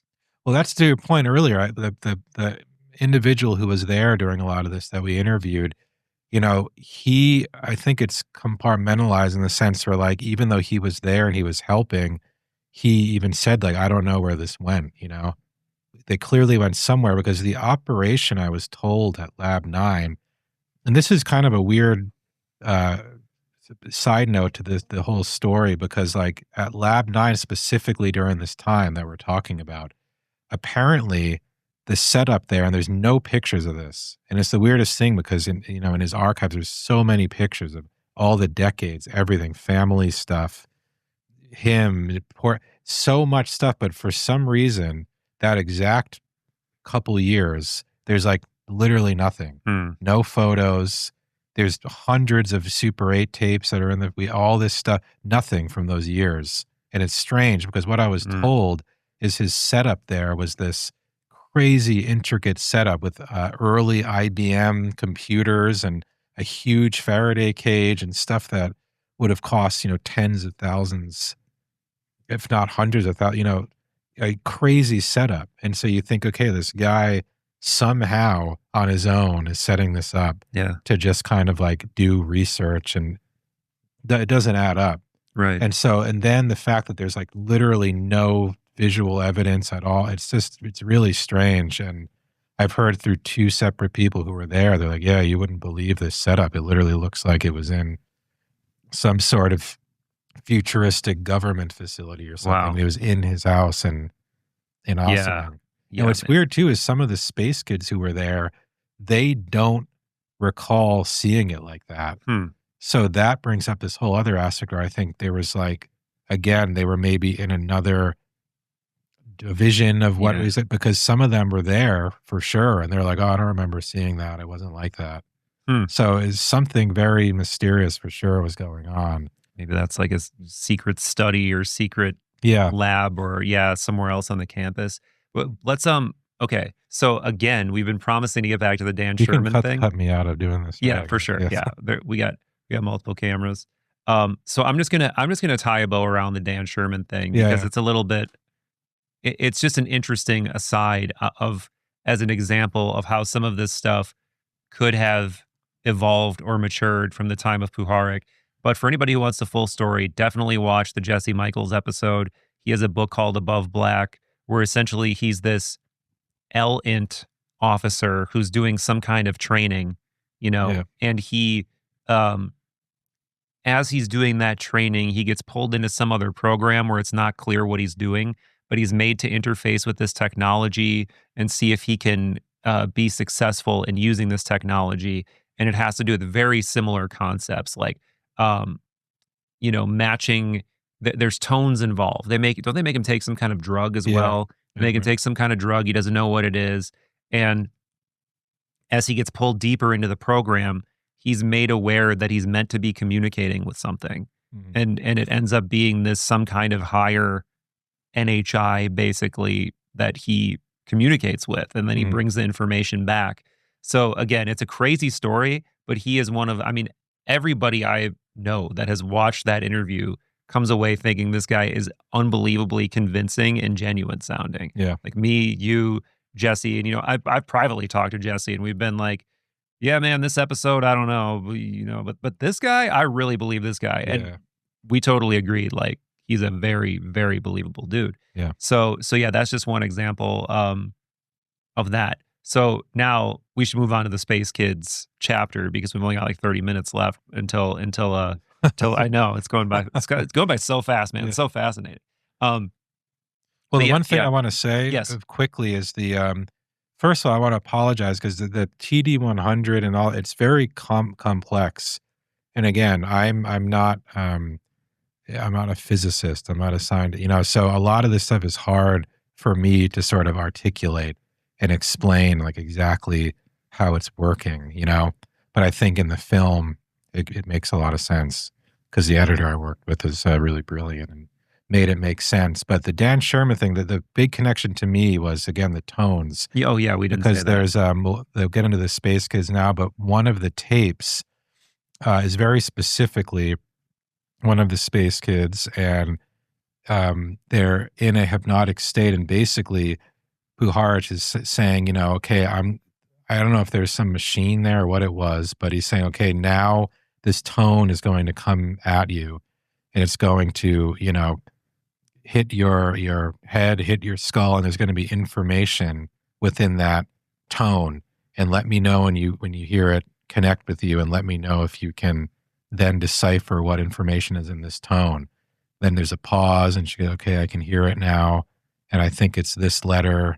I think it's this word. Very bizarre to listen to, right? Yeah. And so cut to, this was 76, 75, 76, cut to, the Sherman thing. And it's just like, that's exactly, if I recall correctly, like some of the things he was describing doing. So when I heard that, it was just shocking because it's like, wait, that's what he was doing on this tape decades before this. And there has to be a connection there. And again, it's a whole rabbit hole, but that was the thing that made me like, okay, there's a connection here for sure. This is really, really bizarre. Very bizarre. Very interesting. But Space Kids. Yeah. So we've mentioned them offhand a few times in the conversation, but eventually he gets this group of young, psychically sensitive people together. And you made the important point earlier that when you say Space Kids, it makes people think, gate program, was there abuse? Is there like mental trauma going on? And I think maybe in some cases there could be mental trauma. So I don't want to say that it was like, some completely benevolent thing where nothing negative occurred whatsoever. But this is actually adults. It's people range like roughly like 18 to like early 20s, right? Yeah. Yeah. So he gets this group of psychic kids together or adults, young adults together, and then what happens? Yeah, so it basically started from Uri Geller, allegedly, when he went on TV. You had mentioned the this BBC one, which Yeah. I know that one too. It was this show, I think in '74, that he went on, the David Dimbleby show. Yeah. But apparently he went on, he did all this psychic stuff, he bent a spoon. But that was the weird thing that he did that was really shocking to me. If there was anything that Geller ever did, was on that show, he bent the the hands of a watch. there was a hand of a watch, and it clearly, like, it was bent, and they show it before and it wasn't bent. Yeah. So that's weird. But anyways, apparently all these kids around the world, well, I guess specifically for this story in the UK and the United States, like after seeing that, for whatever reason, something like opened in them, and they're like, wait a second, I think I can do this too. And they would all of a sudden go run and grab like a spoon, and they could bend it. And Puharich caught wind of this, because he tells a story that all these parents were calling him or were put in contact with him and were like, you work with this guy Geller, well, my kid can do this too, and you've got to come see them. You've got to come witness this. So that kicked him off to like, okay, there's other Geller kids that he called them originally, and maybe there's something to this. So he starts to gather a bunch of them after this television appearance by Geller. And basically, it's kind of similar to the Round Table in the 50s in the sense that it's very unclear, like, who was sort of backing this at the time. But it's kind of strange to think, like, all these young people, like, he somehow got to his lab in Ossining to basically say, like, let me start essentially this camp where all of them can gather, and we can work together, we can do tests, and we can try to figure out, what's going on here. And so I believe at one point there was like 20 something kids there. Wow. And like I was telling you, like, he had some sort of process to sort of vet which kids could sort of handle this. Cause again, like, there's stories about the Faraday cage, and you hear these stories as well with people doing like sensory deprivation, where it's like so intense, like you can't even do it.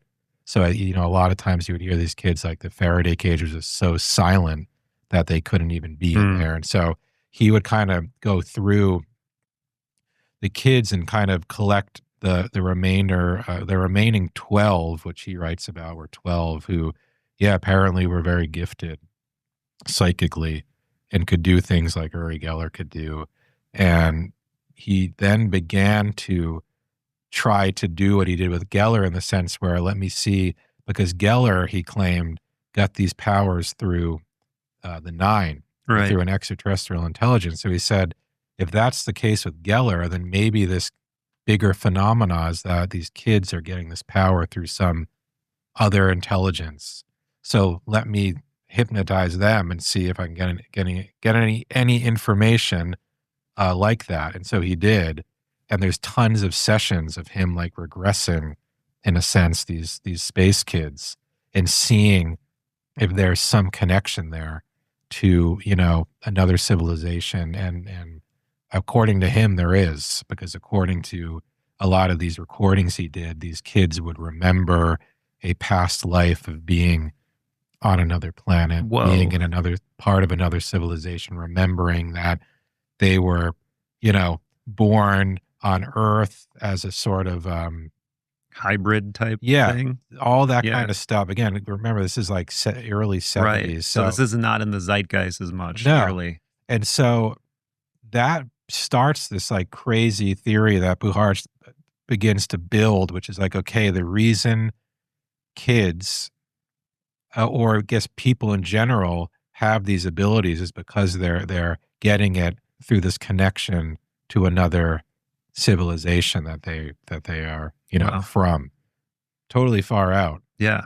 But he begins to sort of write about this, and basically he starts doing a lot of the channeling sessions with the nine with these kids, and like we were talking about earlier, they start to bring through all this really crazy information, advanced mathematical equations, right. again, like we were saying, stuff that, with all due respect to these kids, like they would never fake that. I mean, I couldn't sit here and do that, No. like it's very, so I definitely couldn't. yeah. So they're bringing through this like very advanced physics information, which according to the nine that they're channeling is kind of like, here's how the world really works, and here's how communication, here's how this is what consciousness is all about. Wow. This is basically the textbook to understanding everything. Well, And are there any of the broad strokes of those kinds of answers you remember?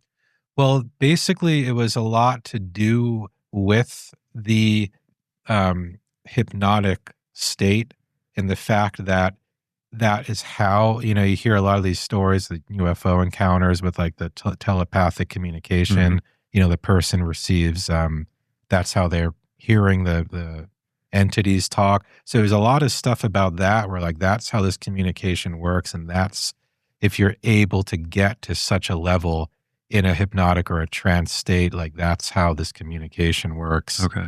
And it's kind of like anyone can do it, but there has to be very specific environment they're in, the Faraday cage and so forth. So there's a lot of talk about like how to enhance that communication, a lot of talk about like anyone can do this, but people just don't believe they can, or aren't aware that they can do it. Or they're not So able to reach that state of yeah, consciousness. they're not able to reach it.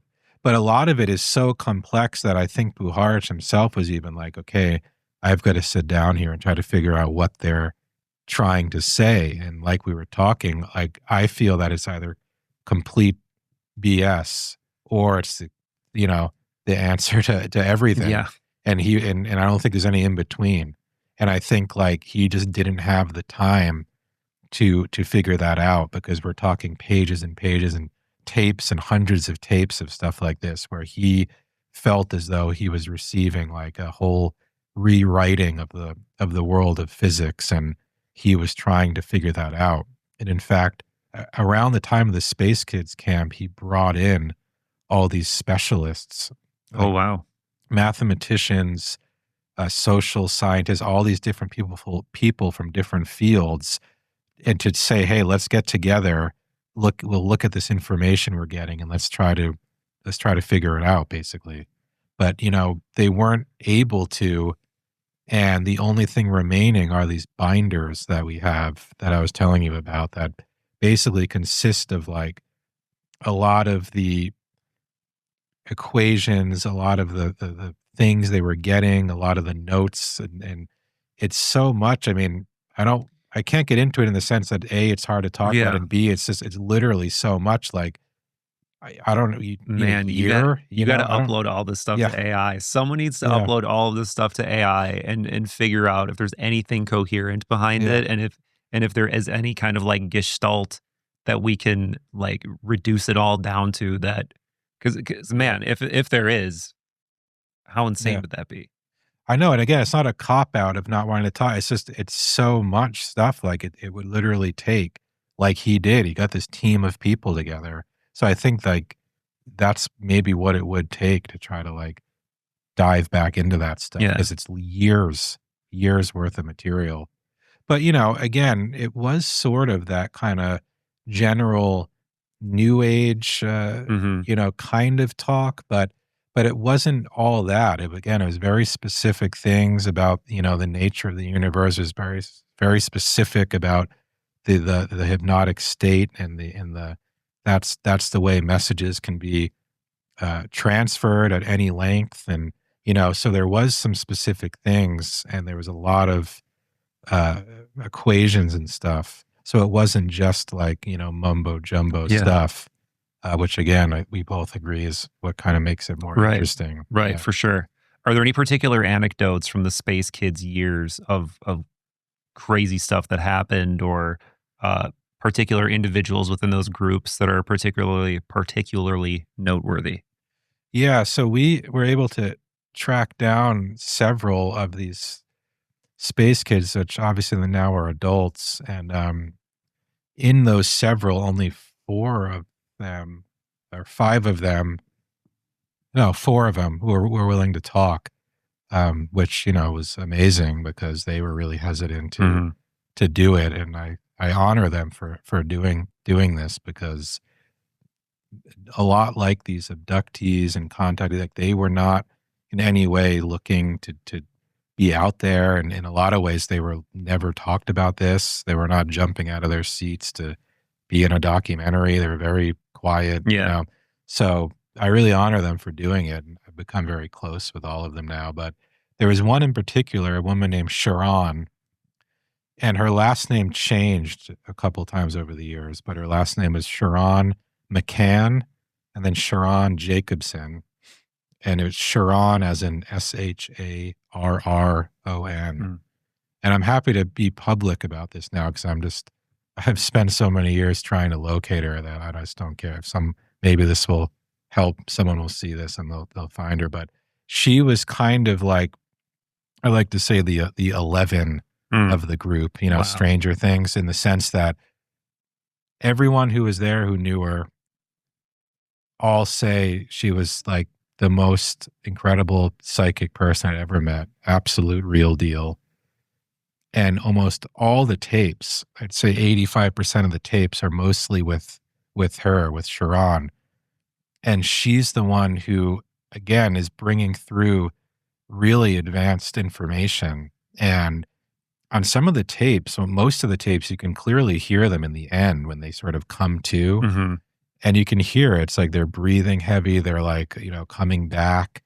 They clearly don't remember what just took place. Some of these tapes are 2 hours long, So clearly they don't recall anything they're saying, but what they are saying is very articulate. And again, the way that they talk when they're sort of during the trance sessions it's very different from the way they would normally talk. So it all goes back to my, theory that like something definitely was going on there. I don't know exactly what, but basically she was extraordinary by everyone's account, and she was on all these tapes, and she traveled with Puharich all over the place. She was kind of like doubled as his assistant. She was always with him, and Puharich tells stories that he would bring her to like conferences and lectures, and he would give conferences at physics groups and things, and he would show them what she brought through. Oftentimes he would do like a live demonstration with her. Whoa. And claims these people were like, shocked that, Brian Josephson, I think he won a Nobel Prize, a physicist who's still alive. He wrote the foreword for one of Puharich's books. Whoa. in the late 70s, and now is kind of like pretending he didn't, know him. Which, no offense to him, I don't know this guy, but that's the only interaction I had where he was like, I don't remember that guy. And I'm like, well, you wrote the foreword to his book. That's wild. That you can buy on eBay.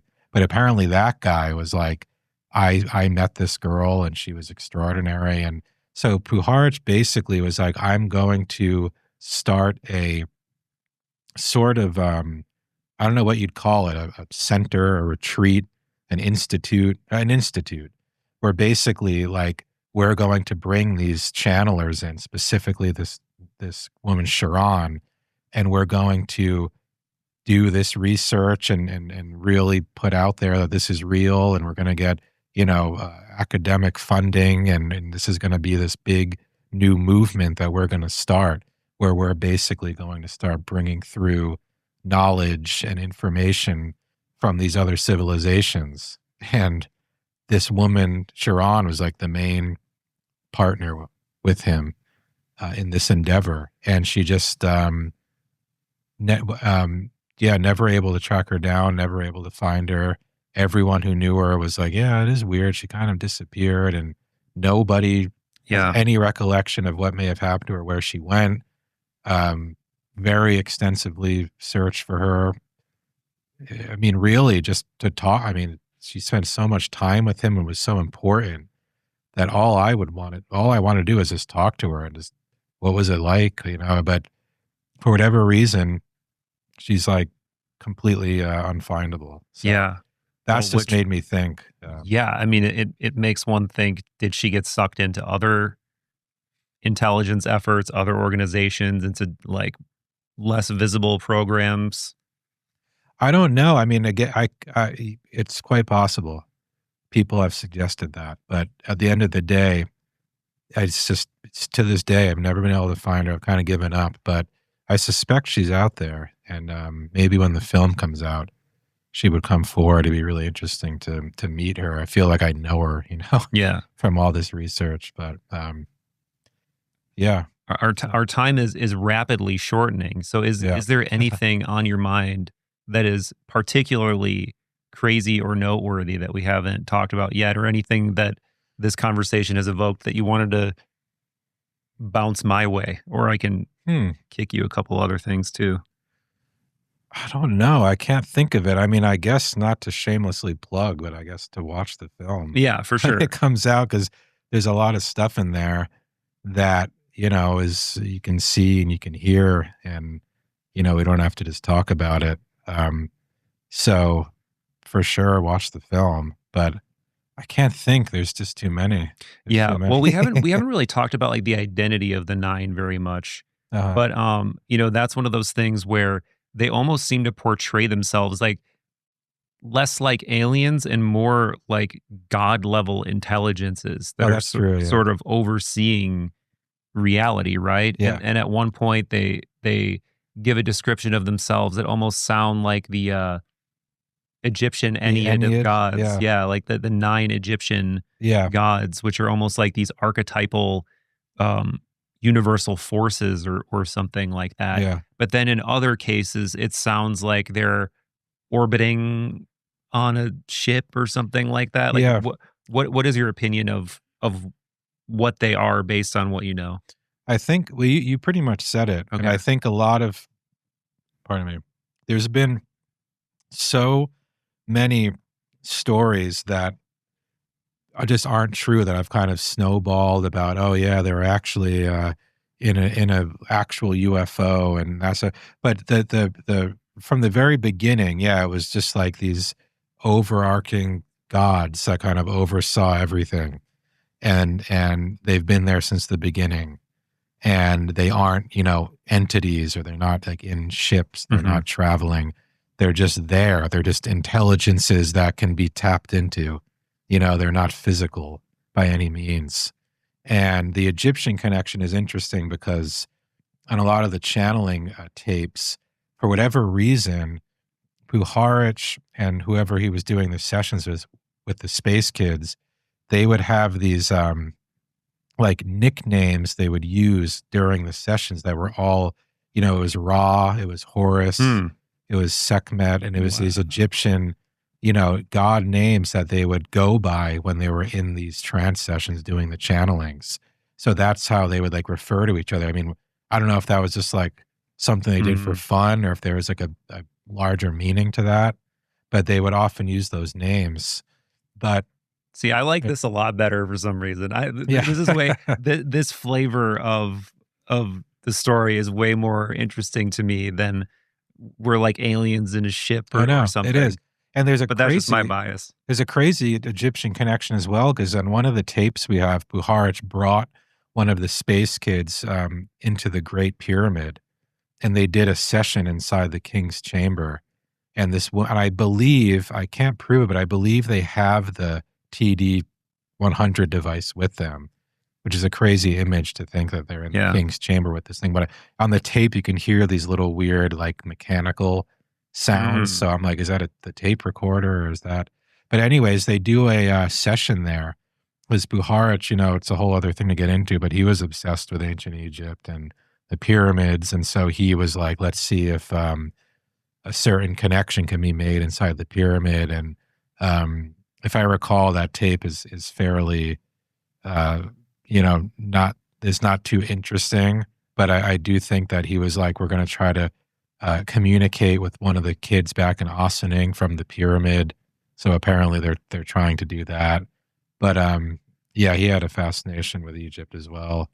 But the 9 are confusing because it's sort of, you can interpret it in a lot of different ways, and I think the original interpretation comes from the original session where they apparently came through Vinod at the Roundtable Foundation, and that's where it all started. But since then, there's been all sorts of other stories about no, it's this, no, it's that. But who knows? Some people believe it was all like a psyop thing. So Yeah. it could. And the weird thing I'll say to sort of cap it off is like, why aren't people still talking about the nine, and why aren't people still?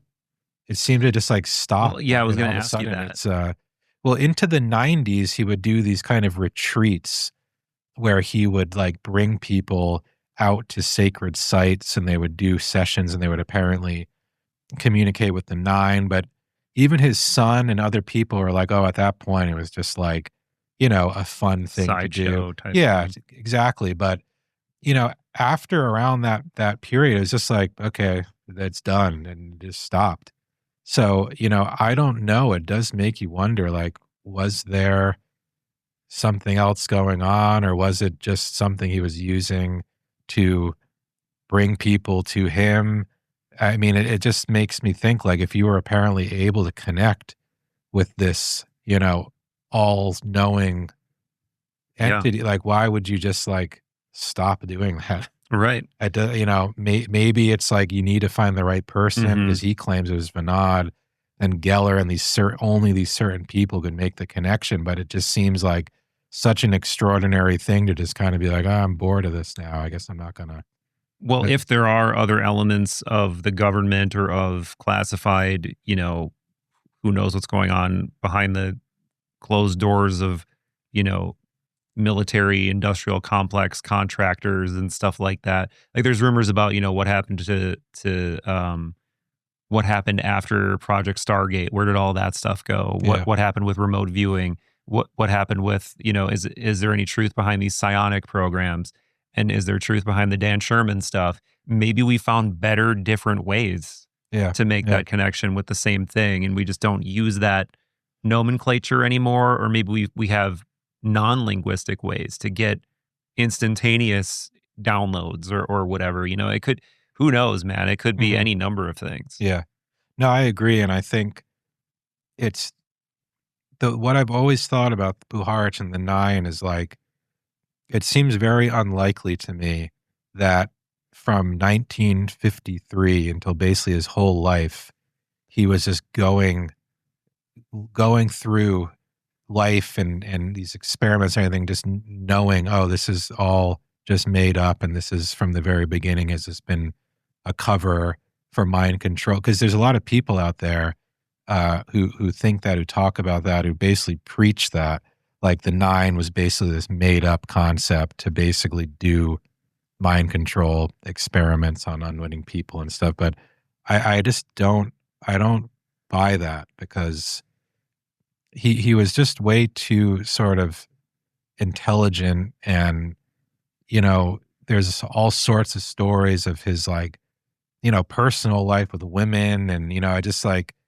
secret. I just don't feel like he's the kind of person who was able to just be like, I'm going to secretly do this my whole entire life and Right. never admit it. Like, to me that doesn't make any sense.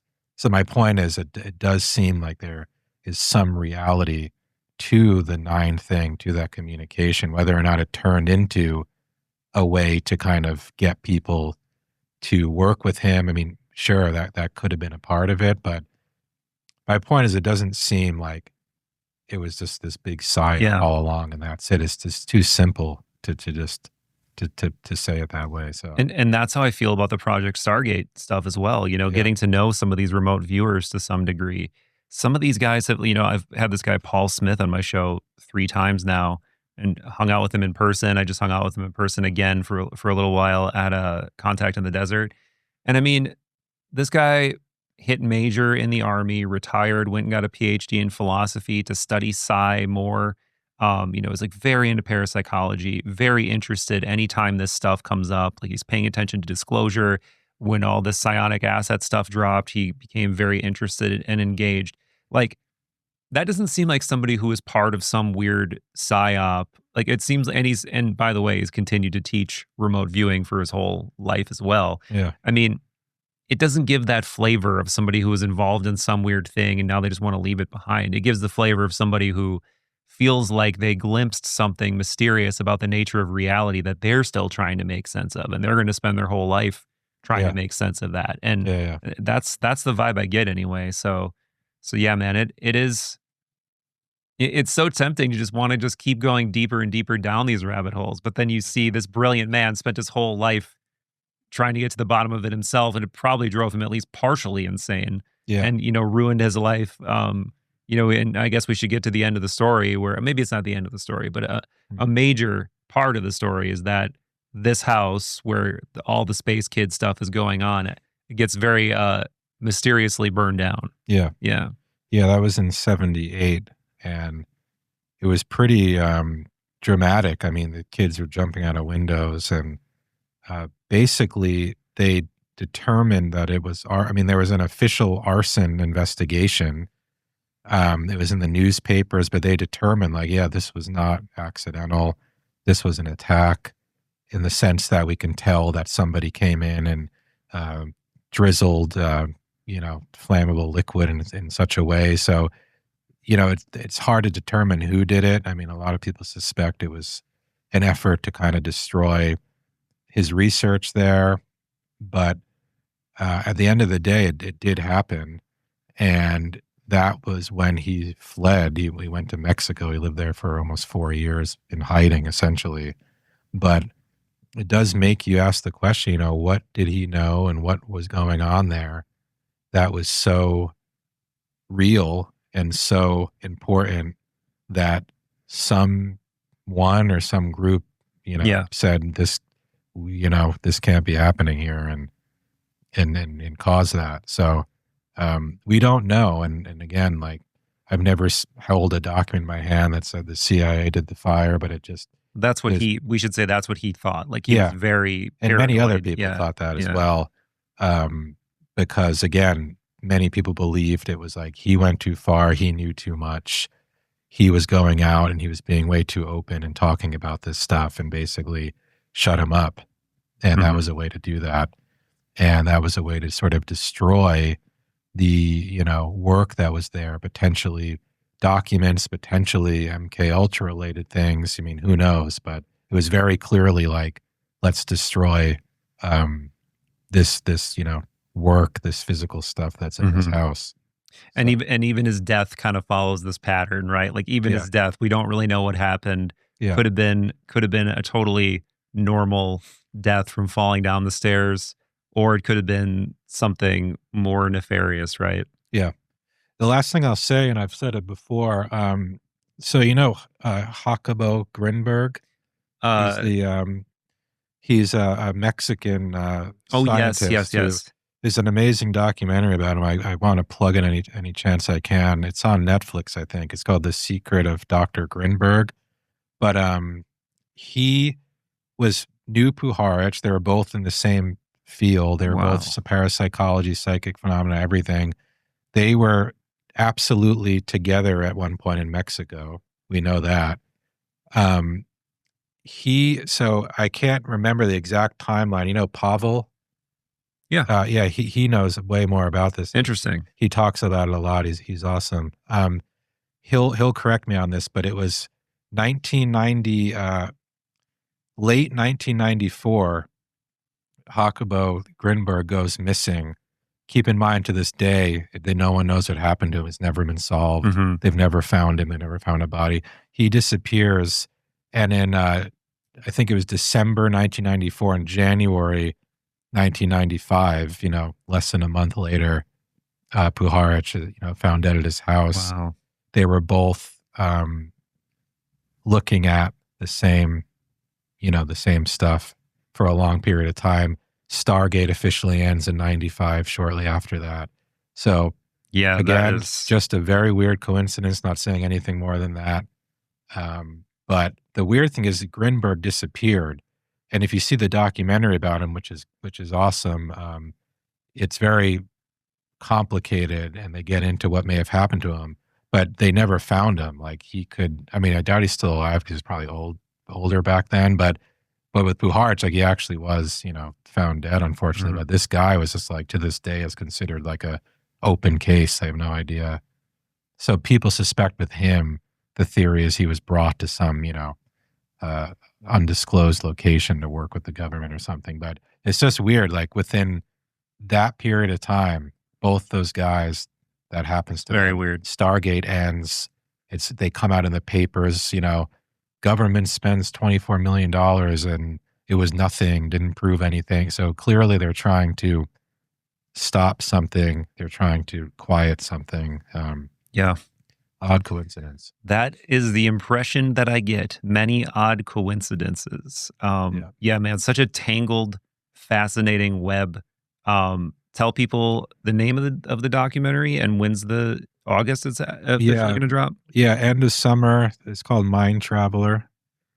And so very quickly, I started this platform called the Cosmic Clock, cosmicclock.net. And that is an effort that I started to release materials that weren't in the film. So like I'm talking about all these tapes, these documents, you know, there's no other place they would really end up besides, you know, a box. So I just said, you know, this is really important. This is cool and interesting, and I want to release it. So on the Cosmic Clock, I've begun releasing some of this material, but we're going to release like updates on the film and trailer and things like that on there as well. So Mind Traveler, cosmicclock.net, some cool stuff we're putting up there. Yeah, dude. Yeah. Thank you so much. This has been so much fun. Thank you, man. Appreciate it. Great. Some of my favorite topics, and I think some of the audience's favorite topics too, man. Good. So yeah.